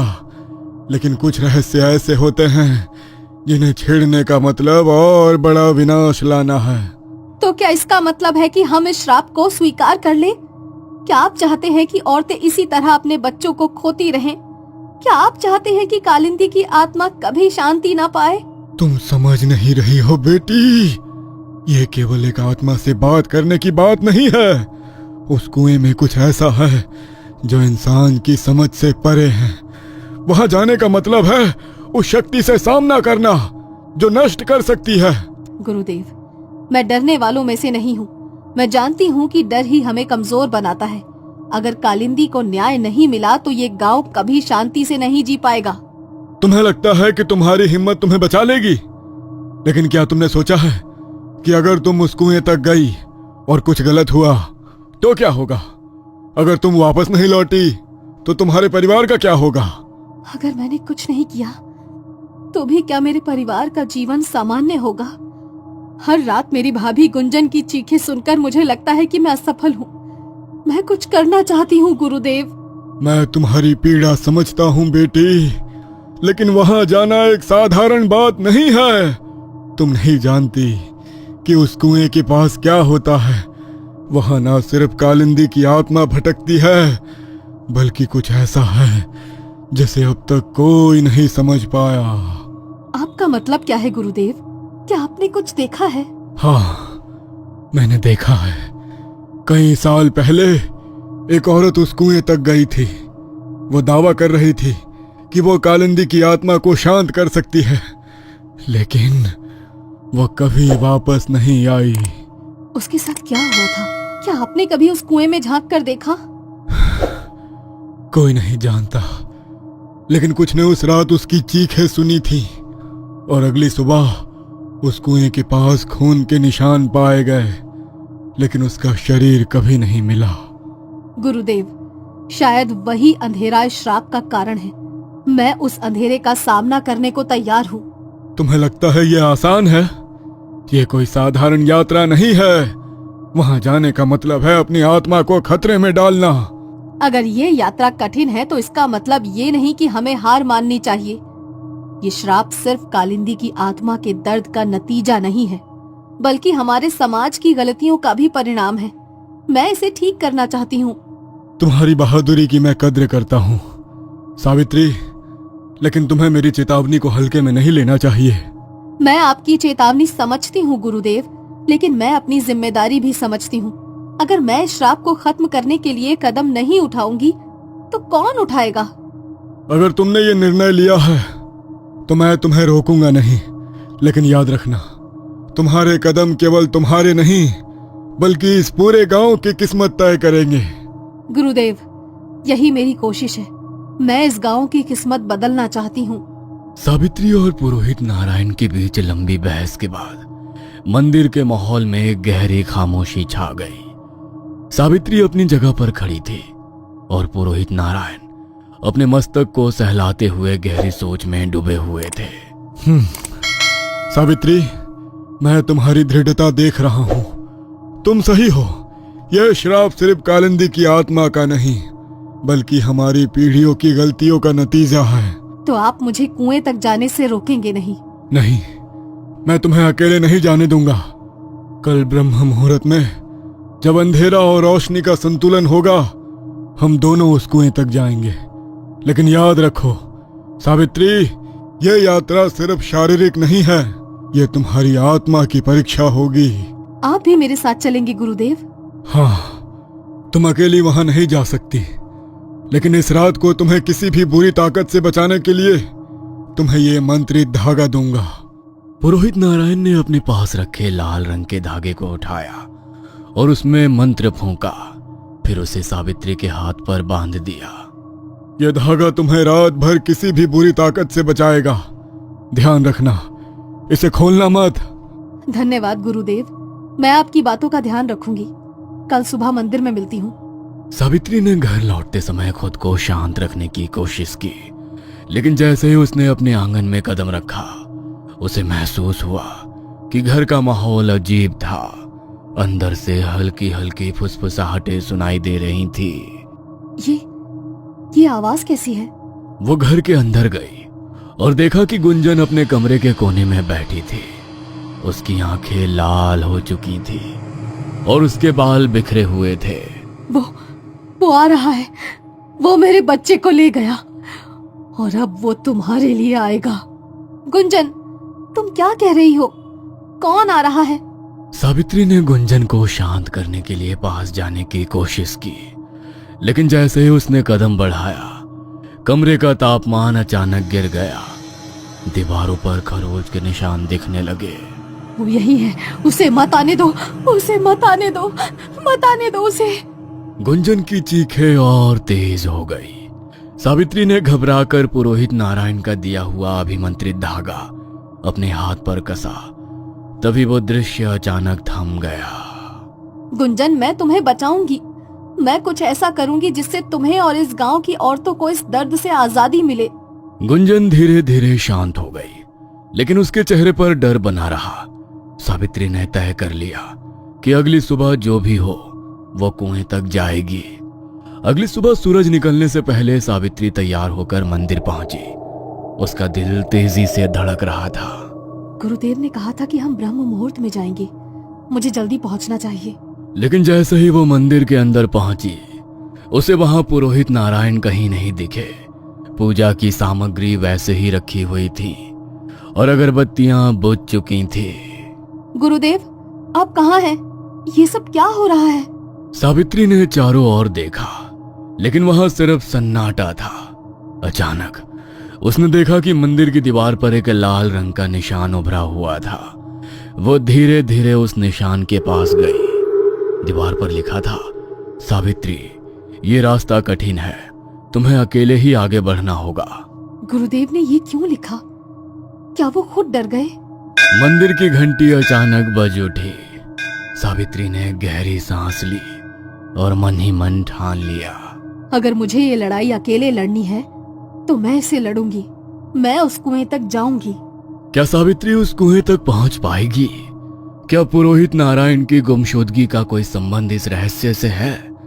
जानने के लिए सुनते रहिए कालिंदी का श्राप, सिर्फ और सिर्फ ट्यूसडे की ताकत पर। और हिंदी पर। सावित्री मंदिर के अंदर खड़ी थी। वहां का माहौल शांत लेकिन अजीब तरह से भारी था। पुरोहित नारायण का गायब होना उसे बेचैन कर रहा था। गुरुदेव कहाँ चले गए? उन्होंने तो खुद कहा था कि हम ब्रह्म मुहूर्त में कुएं तक साथ जाएंगे। क्या वो मुझसे डरकर भाग गए या उन्हें कुछ हो गया? उसने दीवार पर लिखे संदेश को दोबारा पढ़ा, तुम्हें अकेले ही आगे बढ़ना होगा। लेकिन ये संदेश उसके डर को बढ़ा रहा था। कहीं ये कालिंदी का काम तो नहीं है? केवल गुरु जी ही थे जो उसे जानते थे। शायद वो नहीं चाहती कि मैं उस तक पहुंच पाऊं, इसीलिए उसने गुरु जी को अगवा कर लिया। मुझे उनकी जान बचानी ही होगी। अगर उन्हें कुछ हो गया तो मैं खुद को कभी माफ नहीं कर पाऊंगी। सावित्री ने चारों तरफ देखा। मंदिर के अंदर सब कुछ सामान्य लग रहा था, लेकिन उसे ऐसा महसूस हो रहा था जैसे कोई उसे देख रहा है। कौन है? क्या कोई मुझे सुन सकता है? सावित्री डरते हुए मंदिर के दीवार के पीछे गई, लेकिन वहां कोई नहीं था। मुझे ऐसा क्यों लगा जैसे कोई मुझे देख रहा है? मुझे किसी भारी ताकत का आभास हो रहा है। जरूर ये कालिंदी की चाल है। कालिंदी, अगर तुम मुझे सुन सकती हो तो सुनो। मुझे पता है कि तुम ये सब मुझे रोकने के लिए कर रही हो, पर मैं तुम तक जरूर पहुंचूंगी। मैं गांव वालों और पुरोहित जी को इस श्राप से मुक्त करवाऊंगी। गहरी सांस लेकर उसने फैसला लिया। चाहे जो भी हो, मुझे ये सफर अकेले तय करना होगा। अगर मैं कालिंदी की आत्मा से बात कर पाई तो शायद गुरुदेव के बारे में भी कुछ पता चले। सावित्री ने कुएं तक जाने का साहसिक निर्णय लिया था, लेकिन रास्ता अंधकारमय और भयावह था। घने जंगल की सर्द हवाएं उसकी हड्डियों तक जा रही थी। उसके कदम भले धीमे थे, लेकिन उसका इरादा अड़िग था। गुरुदेव ने कहा था कि ये यात्रा आसान नहीं होगी, लेकिन मुझे डरने का समय नहीं है। मुझे हर हाल में कुएं तक पहुंचना होगा। जैसे ही सावित्री घने जंगल के बीच पहुंची, आसमान से छोटे छोटे पत्थर गिरने लगे। पहले ये हल्के थे, लेकिन कुछ ही पलों में पत्थरों का आकार और गति बढ़ गई। ये क्या हो रहा है? आसमान से पत्थर क्यों गिर रहे हैं? ये कैसा चमत्कार है? पत्थर इतने तीव्र हो गए कि उसकी त्वचा पर चोटें लगने लगी। उसने अपने सिर और चेहरे को हाथों से ढक लिया, लेकिन पत्थरों की बारिश लगातार तेज होती जा रही थी। मुझे बचना होगा। अगर मैं यहाँ रुकी तो मैं घायल हो जाऊंगी। मगर मैं करूँ क्या? कहते हैं कि मीराबाई को जब पत्थर पड़े थे तो उन्होंने श्री कृष्ण का नाम लिया था। तो आज मुझे भी श्री कृष्ण इस दुविधा से बाहर निकालेंगे। सावित्री ने अपने कपड़ों को अपने सिर के चारों ओर लपेटा और दौड़ना शुरू किया। पत्थरों की मार से उसकी पीठ और कंधों पर गहरे घाव हो गए, लेकिन उसने हार नहीं मानी। ये मुझे रोकने की कोशिश कर रहे हैं, लेकिन मैं रुकूंगी नहीं। मुझे आगे बढ़ना होगा। जय श्री कृष्ण, जय श्री कृष्ण। कई मिनटों तक पत्थरों की बारिश से बचते हुए सावित्री ने आखिरकार एक खुली जगह पर शरण ली। उसके शरीर पर चोटों के निशान थे, लेकिन उसकी आंखों में दृढ़ता थी। चलो, मैं इन पत्थरों से तो बच गई, पर मैं जानती हूँ कि ये सिर्फ शुरुआत है। मगर कालिंदी नहीं जानती कि मैं कौन हूँ। अरे, ये रोने की आवाजें कहाँ से आ रही हैं? जैसे ही उसने अपने घावों को सहलाते हुए आगे बढ़ने की कोशिश की, उसके चारों ओर सफेद साड़ियों में लिपटी हुई आकृतियां प्रकट होने लगी। आप लोग कौन हैं? वे आत्माएं धीरे धीरे उसकी ओर बढ़ने लगी। उनकी लाल आंखें और झुके हुए हाथ सावित्री की आत्मा को झकझोर रहे थे। उनके पैर अचानक हवा में उड़ने लगे। कालिंदी की ताकत का आभास नहीं है तुम्हें लड़की? तो हमें देख लो। हम वही औरतें जो गांव से गायब हो गई और कालिंदी के श्राप का शिकार बन गई। तुम कुछ शांत नहीं कर पाओगी, बल्कि मारी जाओगी। मैं यहाँ मरने नहीं आई हूँ, मुझे जाने दो। मैं आप लोगों को तकलीफ नहीं पहुँचाना चाहती। लेकिन आत्माओं ने उसकी बात नहीं सुनी। उसमें से एक ने उसके बाल पकड़ लिए और दूसरी ने उसकी बाहें जकड़ ली। मुझे छोड़ दो, तुम मुझे रोक नहीं सकती। सावित्री ने अपने हाथ पर बंधे मंत्रित धागे को देखा। उसने धागे को जोर से पकड़कर आत्माओं की ओर दिखाया। ये मंत्रित धागा है, तुम मुझे चोट नहीं पहुंचा सकती। धागे की ऊर्जा ने आत्माओं को पीछे हटने पर मजबूर कर दिया। उनकी आंखों ने पूरे जंगल को हिला दिया। इस धागे से तुम हमें दूर कर सकती हो, पर कालिंदी के सामने टिक नहीं पाओगी। आत्माओं से बचने के बाद सावित्री ने खुद को एक विशाल आग की झील के सामने पाया। झील की लपटें इतनी ऊंची थी कि उन्होंने आसमान को ढक लिया था। ये आग कहाँ से आई? इसे पार करना असंभव है। ये क्या हो रहा है? इससे तो मैं कुएं तक नहीं पहुंच पाऊंगी। आग की लपटों ने सावित्री की त्वचा को तपाना शुरू कर दिया, लेकिन उसने अपनी हिम्मत नहीं हारी। अगर मुझे इस श्राप को खत्म करना है तो मुझे हर बाधा पार करनी होगी। सावित्री, तुम हार नहीं मान सकती। घर पर गुंजन तुम्हारा इंतजार कर रही है। अगर तुम हार गई तो गुंजन की जिंदगी इस आग से भी खतरनाक बन जाएगी। सावित्री ने अपने चेहरे को अपने कपड़े से ढक लिया और धीरे धीरे झील के किनारे पर चलने लगी। लेकिन लपटों ने उसके पैरों को जलाना शुरू कर दिया। ये कितना दर्दनाक है, लेकिन मुझे रुकना नहीं है। नहीं, मुझे चलते रहना है। उसकी हथेलियां और पैर झुलसने लगे थे। वो अपनी पीड़ा को सहते हुए झील को पार करने में सफल रही, लेकिन उसकी हालत बहुत गंभीर हो गई थी। उसके पैरों से खून निकलने लगा था। आग की झील पार करने के बाद उसने एक और डरावना दृश्य देखा। उसके सामने लाशों का ढेर पड़ा हुआ था। इतनी सारी लाशें! लगता है ये कुएं की रखवाली कर रही है। इतना डरावना दृश्य मैंने अपने जीवन में कभी नहीं देखा। तभी पीछे से एक अनजान आवाज आई। सावित्री बेटा, सावित्री बेटा, मेरा इंतजार नहीं करेगी? पीछे देखो बेटा सावित्री। ये आवाज तो गुरुदेव की है। सावित्री ने तुरंत पीछे मुड़कर देखा और वो जोर से चिल्ला उठी। उसके सामने एक खून से लथपथ लाश कंकाल हाथ में लिए खड़ी थी। लाशों ने अचानक हिलना शुरू कर दिया। उसमें से एक ने अपनी गर्दन घुमाई और सीधे सावित्री को देखा। तुम भी हमारे जैसी बन जाओगी। आओ हमारे पास, हम तुम्हें शांत कर देंगे। सावित्री ने डरते हुए पीछे हटने की कोशिश की, लेकिन एक लाश ने उसका पैर पकड़ लिया। बचाओ, कोई बचाओ मुझे। तभी अचानक एक हवा का झोंका आया जो बहुत तेज था और सारी लाशें वहां से गायब हो गईं। सावित्री ने लाशों से अपना पैर छुड़ा ली थी और दौड़ती हुई कब्रिस्तान से बाहर निकल गई। मुझे तो लगा था कि आज तो मर ही जाऊंगी, पर वहां मेरी मदद किसने की? वहां कोई तो था। मैंने उस झोंके में किसी की परछाई देखी।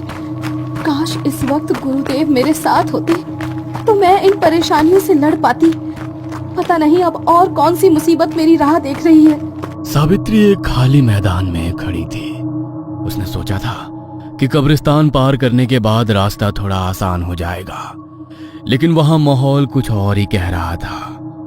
चारों ओर एक भयानक सन्नाटा था।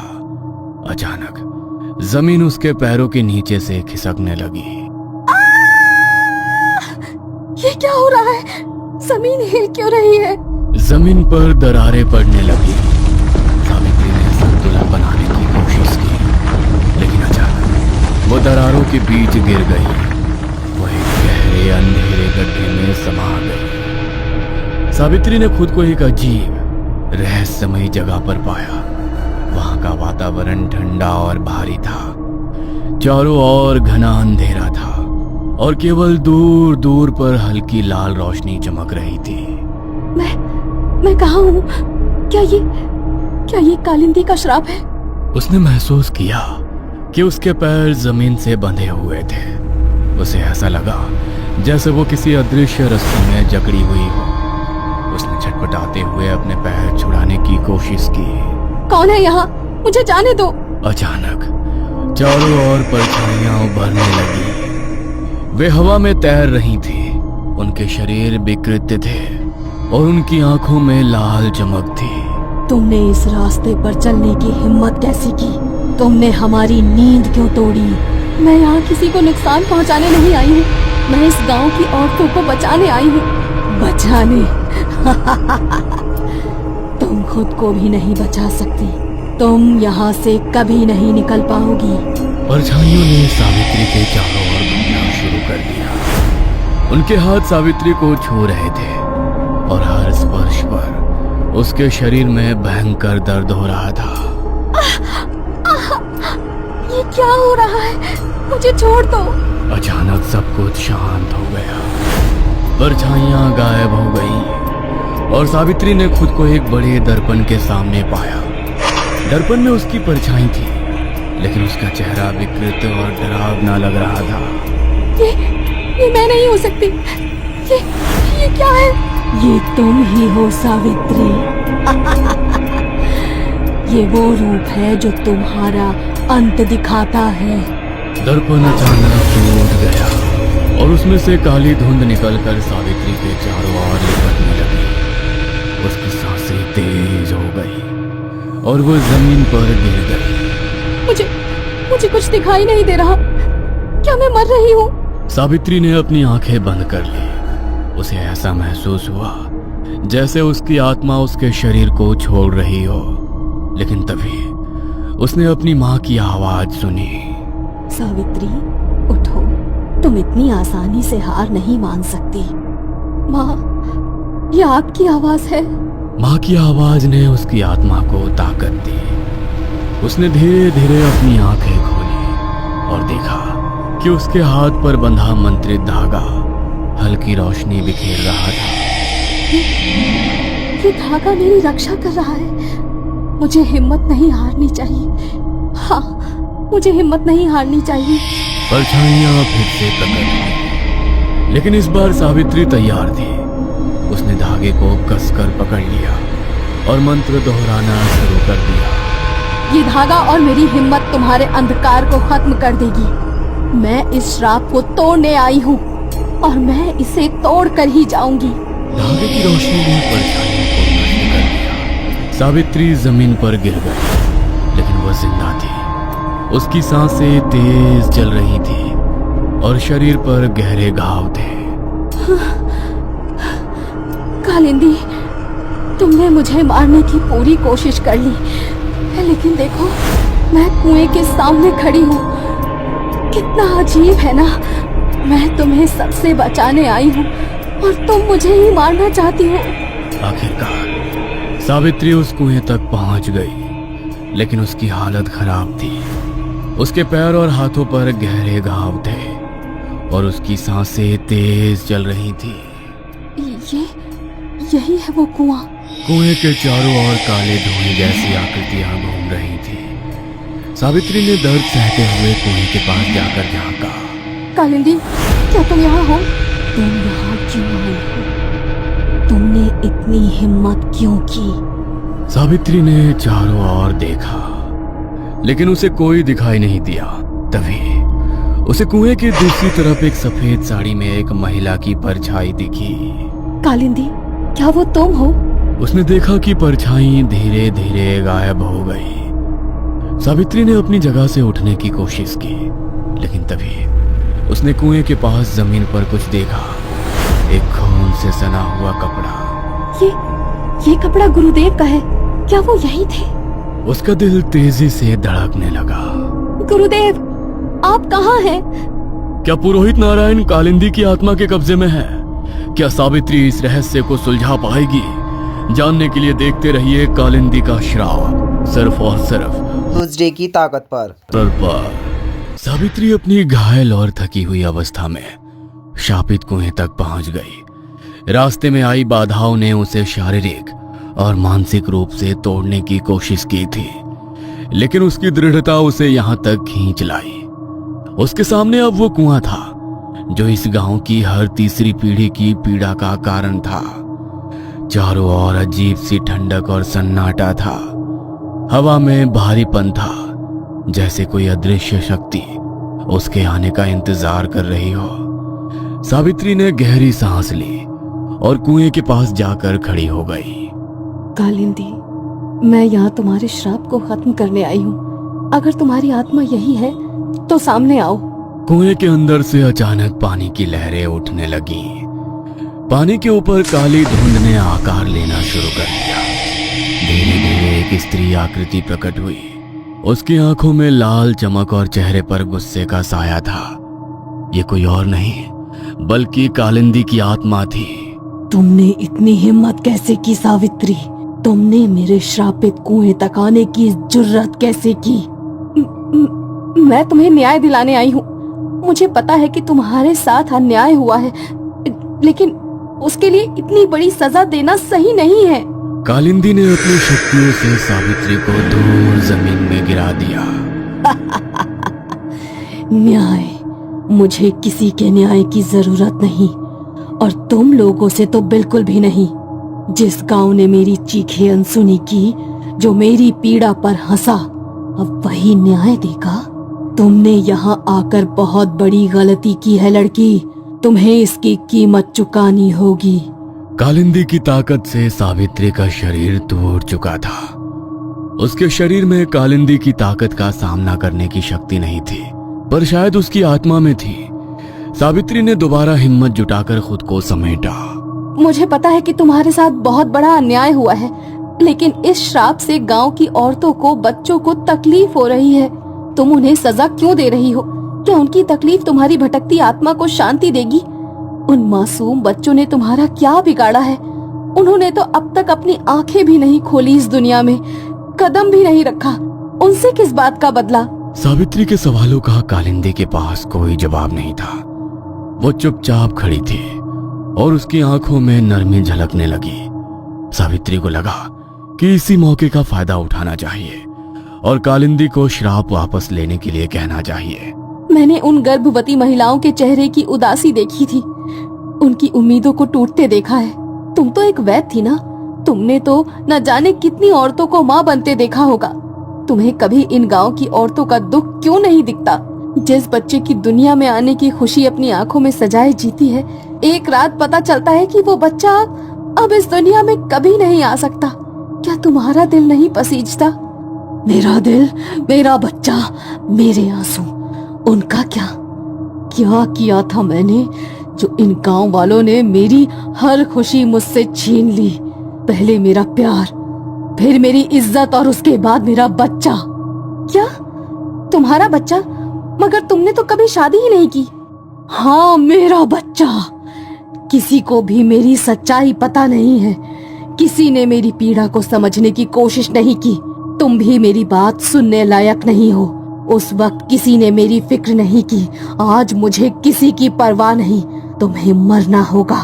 कालिंदी अपने हाथों के बीच एक बड़ा सा गोला बनाती है और उसे सावित्री की तरफ फेंकती है। वो ऊर्जा से भरा गोला सीधे सावित्री की छाती से टकराता है और वो हवा में उड़कर एक पेड़ के पास जा गिरती है। कालिंदी हवा में उड़कर सावित्री के पास पहुंचती है और अपनी काली शक्तियों की मदद से उसकी जान खींचने की कोशिश करने लगती है। कालिंदी, एक बार मेरी बात सुनो। मैं तुम्हारा बुरा नहीं चाहती, मैं तुम्हारी कहानी सुनना चाहती हूँ, मैं सच जानना चाहती हूँ। अगर तुम मुझे अपनी कहानी बताओगी तो मैं तुम्हारी आत्मा को शांति दिलाने का हर संभव प्रयास करूंगी। मुझे किसी की सहानुभूति की जरूरत नहीं। मैं सदियों से इस कुएं में भटक रही हूँ और यहीं रहूंगी जब तक मैं इस गांव को वीरान नहीं बना देती। तब तक मेरी आत्मा शांत नहीं होगी। और तुम, मैंने अब तक तुम्हें इसलिए नहीं मारा क्योंकि तुम्हारे अंदर मुझे एक सच्चाई दिखी जो दूसरों में नहीं दिखती। तुमने अपनी भाभी गुंजन का साथ दिया जब वो श्राप के कारण अपनी जान गंवा रही थी। तुम्हारा दिल दूसरों की भावनाओं को समझता है, लेकिन लगता है तुम्हें जिंदा छोड़कर मैंने बहुत बड़ी गलती कर दी।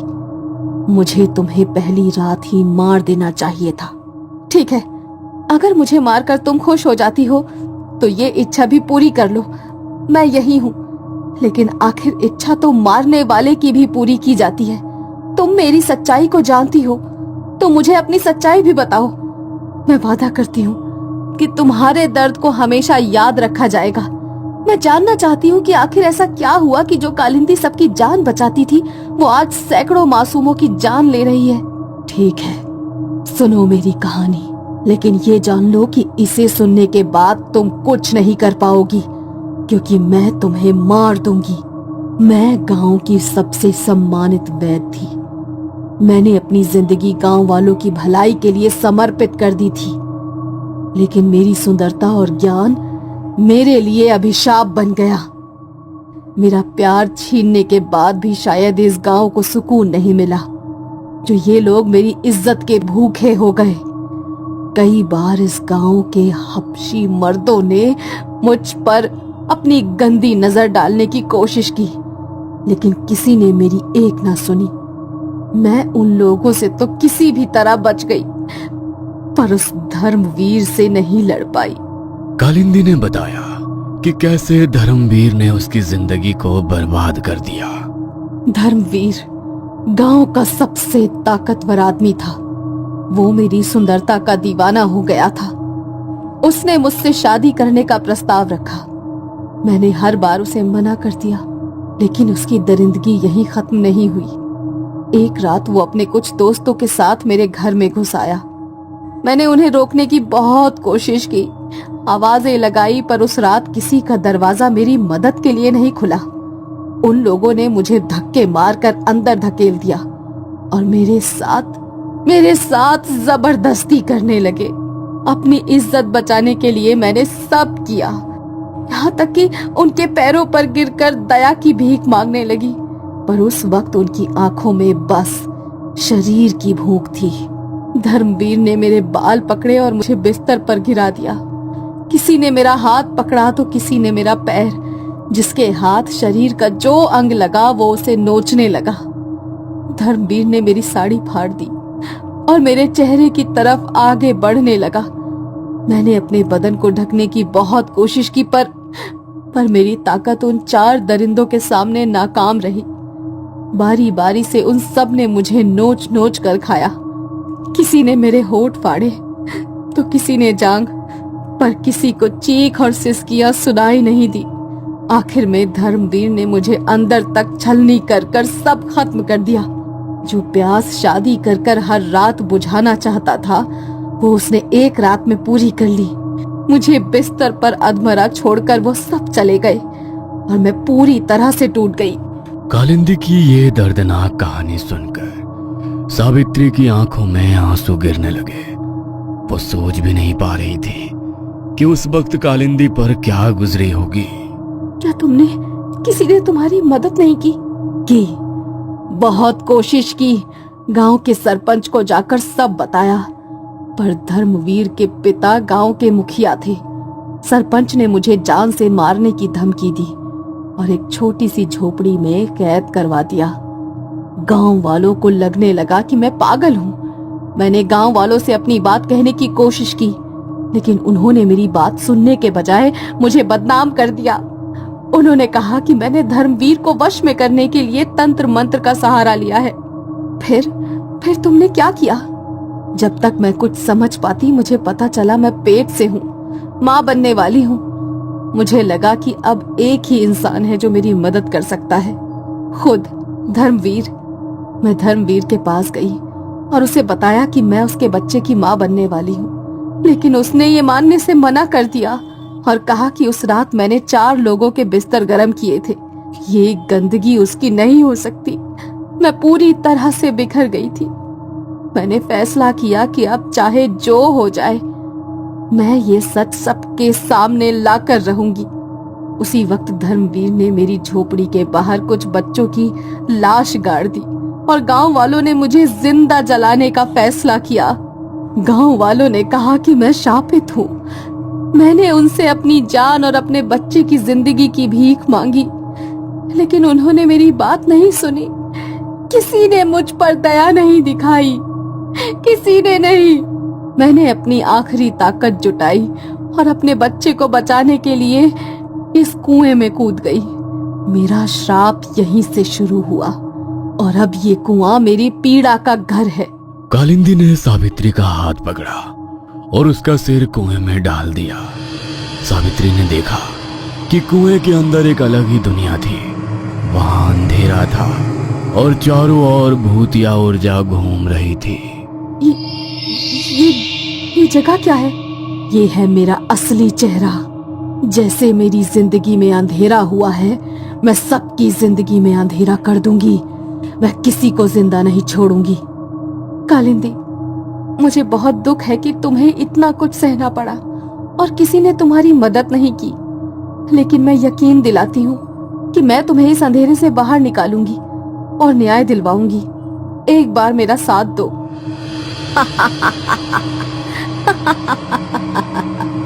साथ और तुम्हारा? क्यों?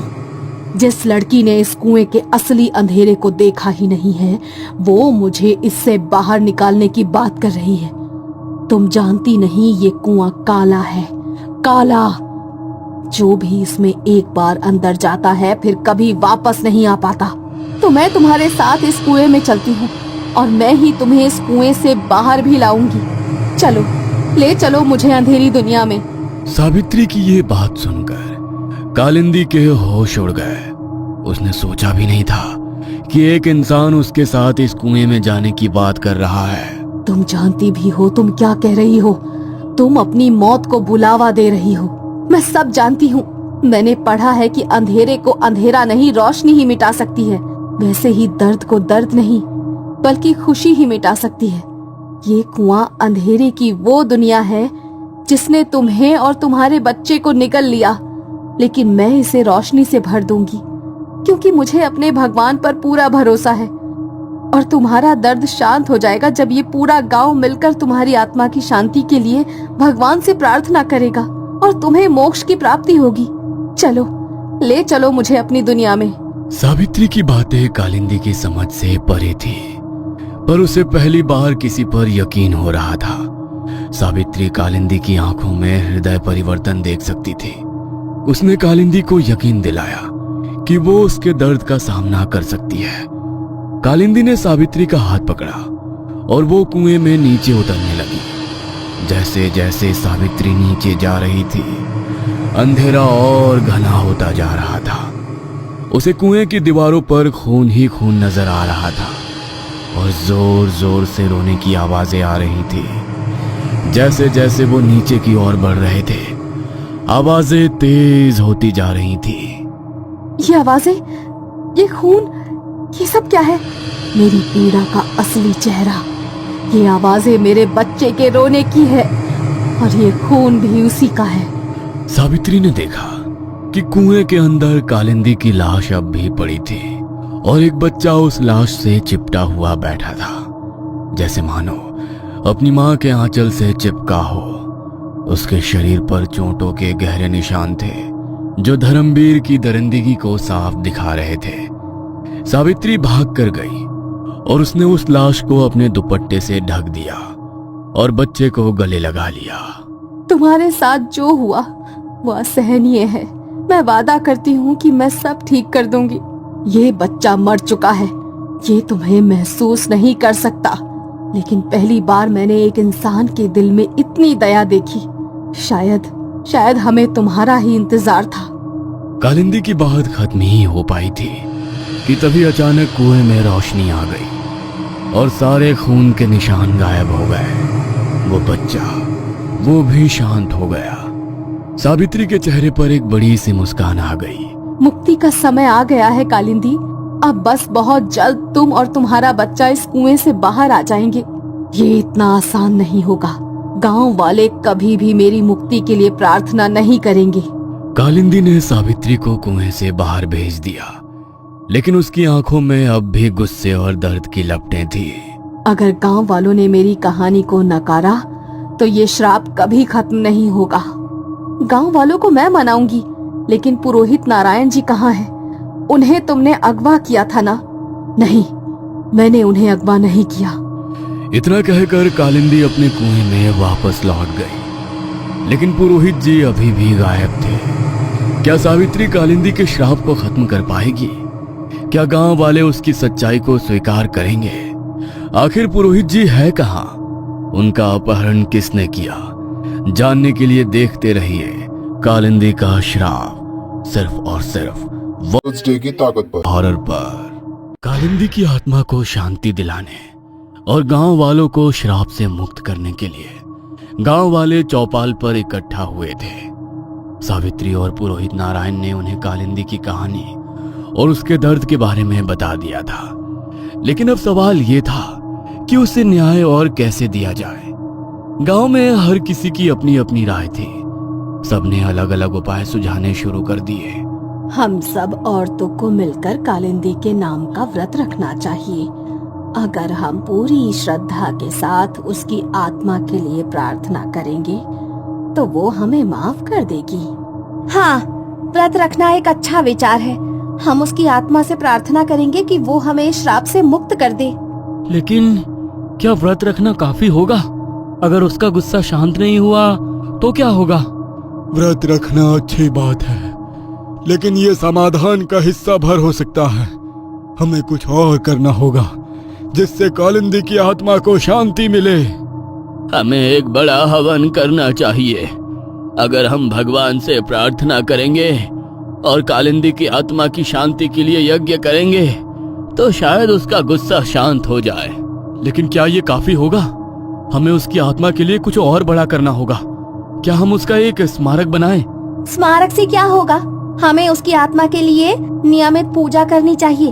अगर हम उसके नाम का मंदिर बनाएं तो शायद वो हमें माफ कर दे। ये सब विचार सही हो सकते हैं, लेकिन हमें ये सुनिश्चित करना होगा कि हम जो भी करें वो कालिंदी के दर्द को सम्मान देने के लिए हो, न कि सिर्फ डर के कारण। तुम सब पागल हो गए हो क्या? ये क्या बकवास है? व्रत रखो, पूजा करो, मंदिर बनाओ। तुम सबने तो इसे देवी बना दिया है। अगर तुम सबको इतना ही दया आ रही है ना, तो क्यों ना उसके नाम का एक बड़ा मंदिर बनवा लो और फिर हर रोज उसकी पूजा करो जैसे वो कोई देवी हो। लेकिन पंडित जी, वो सच में अन्याय का शिकार हुई है। अगर हम उसे सम्मान देंगे तो क्या गलत होगा? अरे ये सब बकवास है। वो एक डायन थी। उसकी आत्मा को शांत करने की कोशिश मत करो, वो कभी शांत नहीं होगी। और तुम सब बेवकूफ लोग अब उसकी पूजा करने का सोच रहे हो। पंडित जी, ये उसकी पूजा करने की बात नहीं है। ये उसकी कहानी को स्वीकारने और उसके साथ हुए अन्याय को सुधारने की बात है। अगर हम उसकी आत्मा को शांति देंगे तो ये श्राप हमेशा के लिए खत्म हो सकता है। और तुम ये मानती हो? तुम भी उसकी बातों में आ गई हो। वो एक बुरी आत्मा है और वो गांव वालों को तबाह करने के लिए वापस आई है।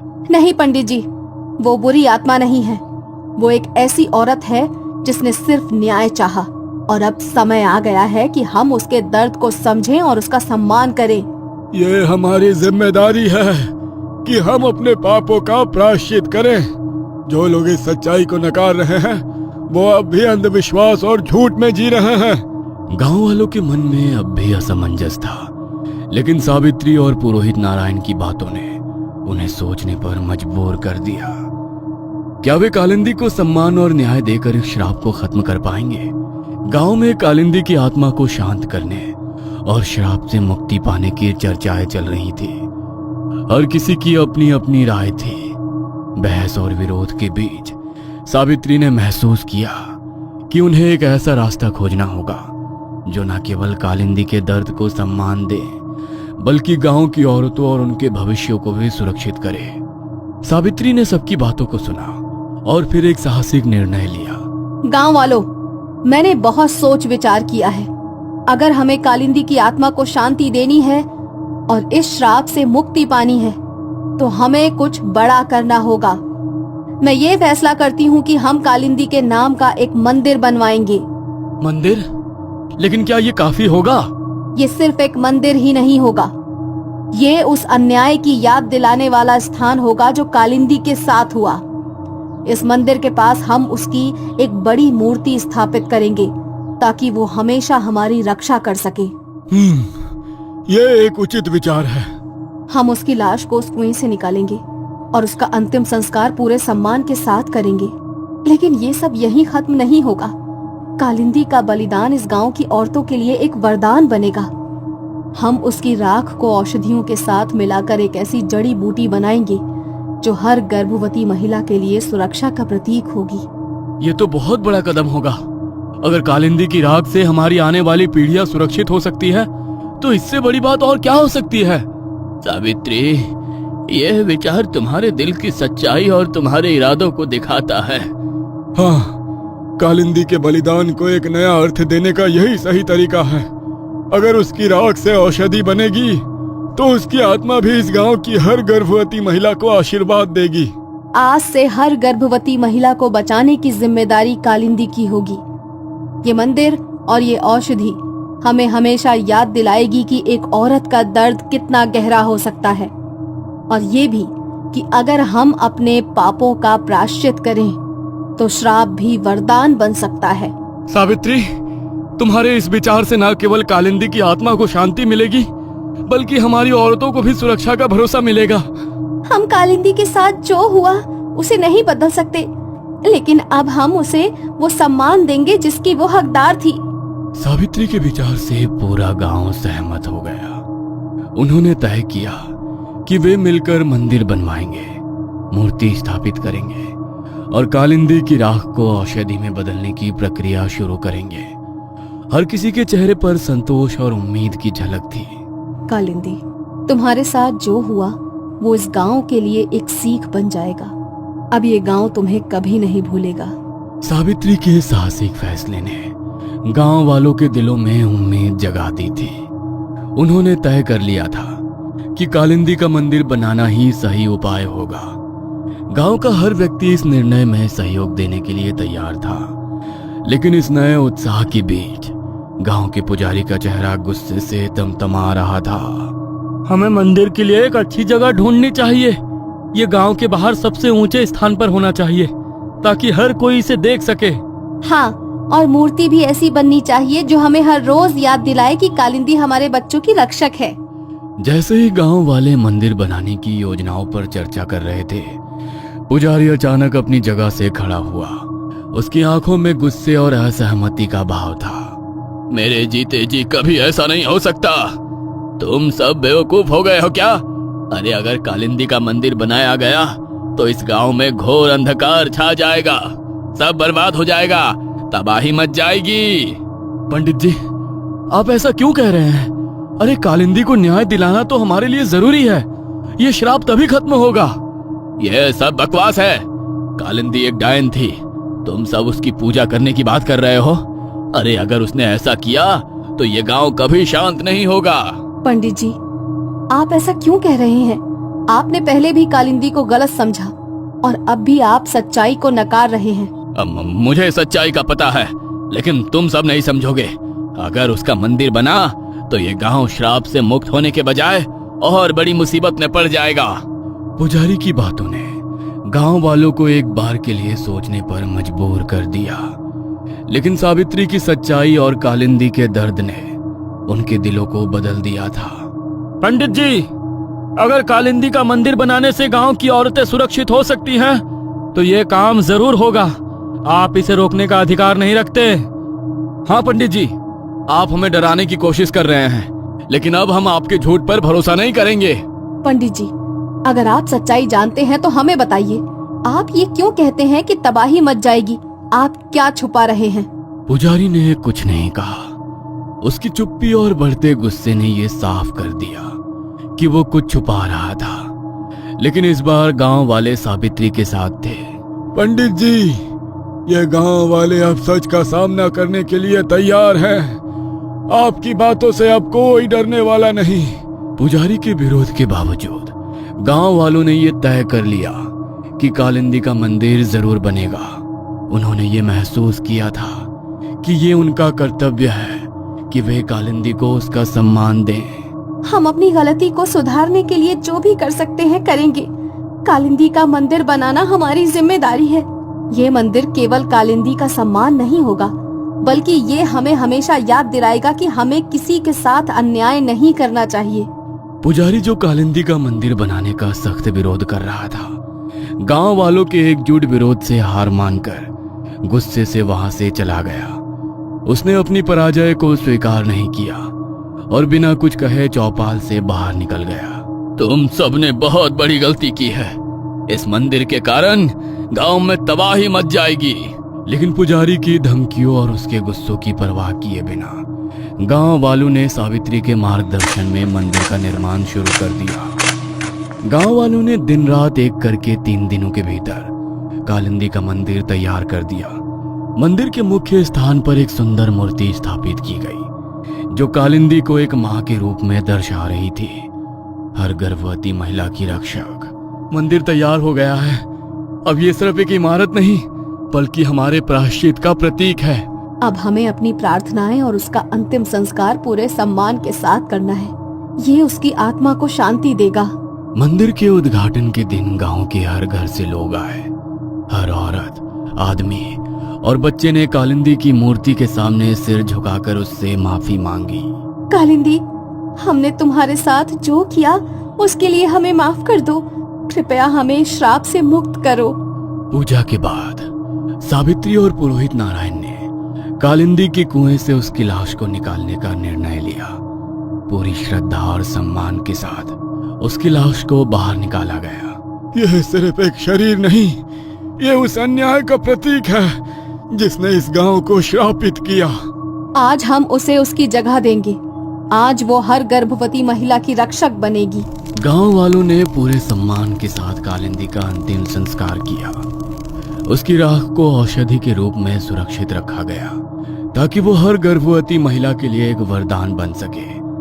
जैसे ही अंतिम संस्कार पूरा हुआ, हवा में हलचल हुई। मंदिर के पास एक हल्की रोशनी चमकी और कालिंदी की आत्मा प्रकट हुई। उसने सफेद कपड़े पहने हुए थे और उसके चेहरे पर अब गुस्से की जगह शांति थी।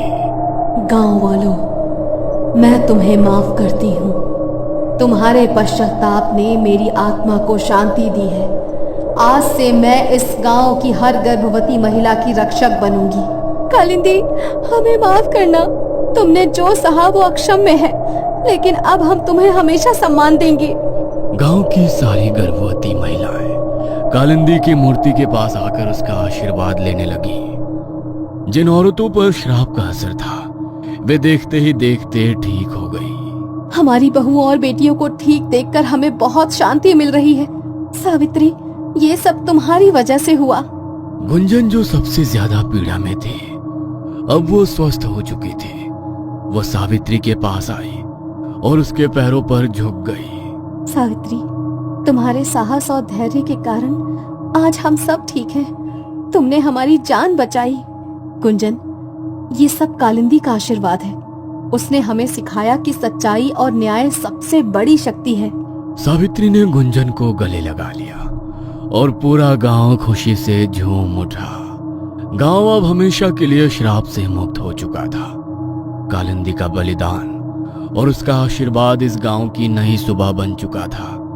लेकिन उसी रात भीलवाड़ा के जंगल में एक अजीब घटना हुई। किसी ने आग जलाकर हवन किया था। क्या वो हवन किसी का आवाहन करने के लिए था? कहीं ऐसा तो नहीं कि कालिंदी की आत्मा को अब तक शांति नहीं मिली? जानने के लिए देखते रहिए कालिंदी का श्राप, सिर्फ और सिर्फ ट्यूसडे की ताकत पर।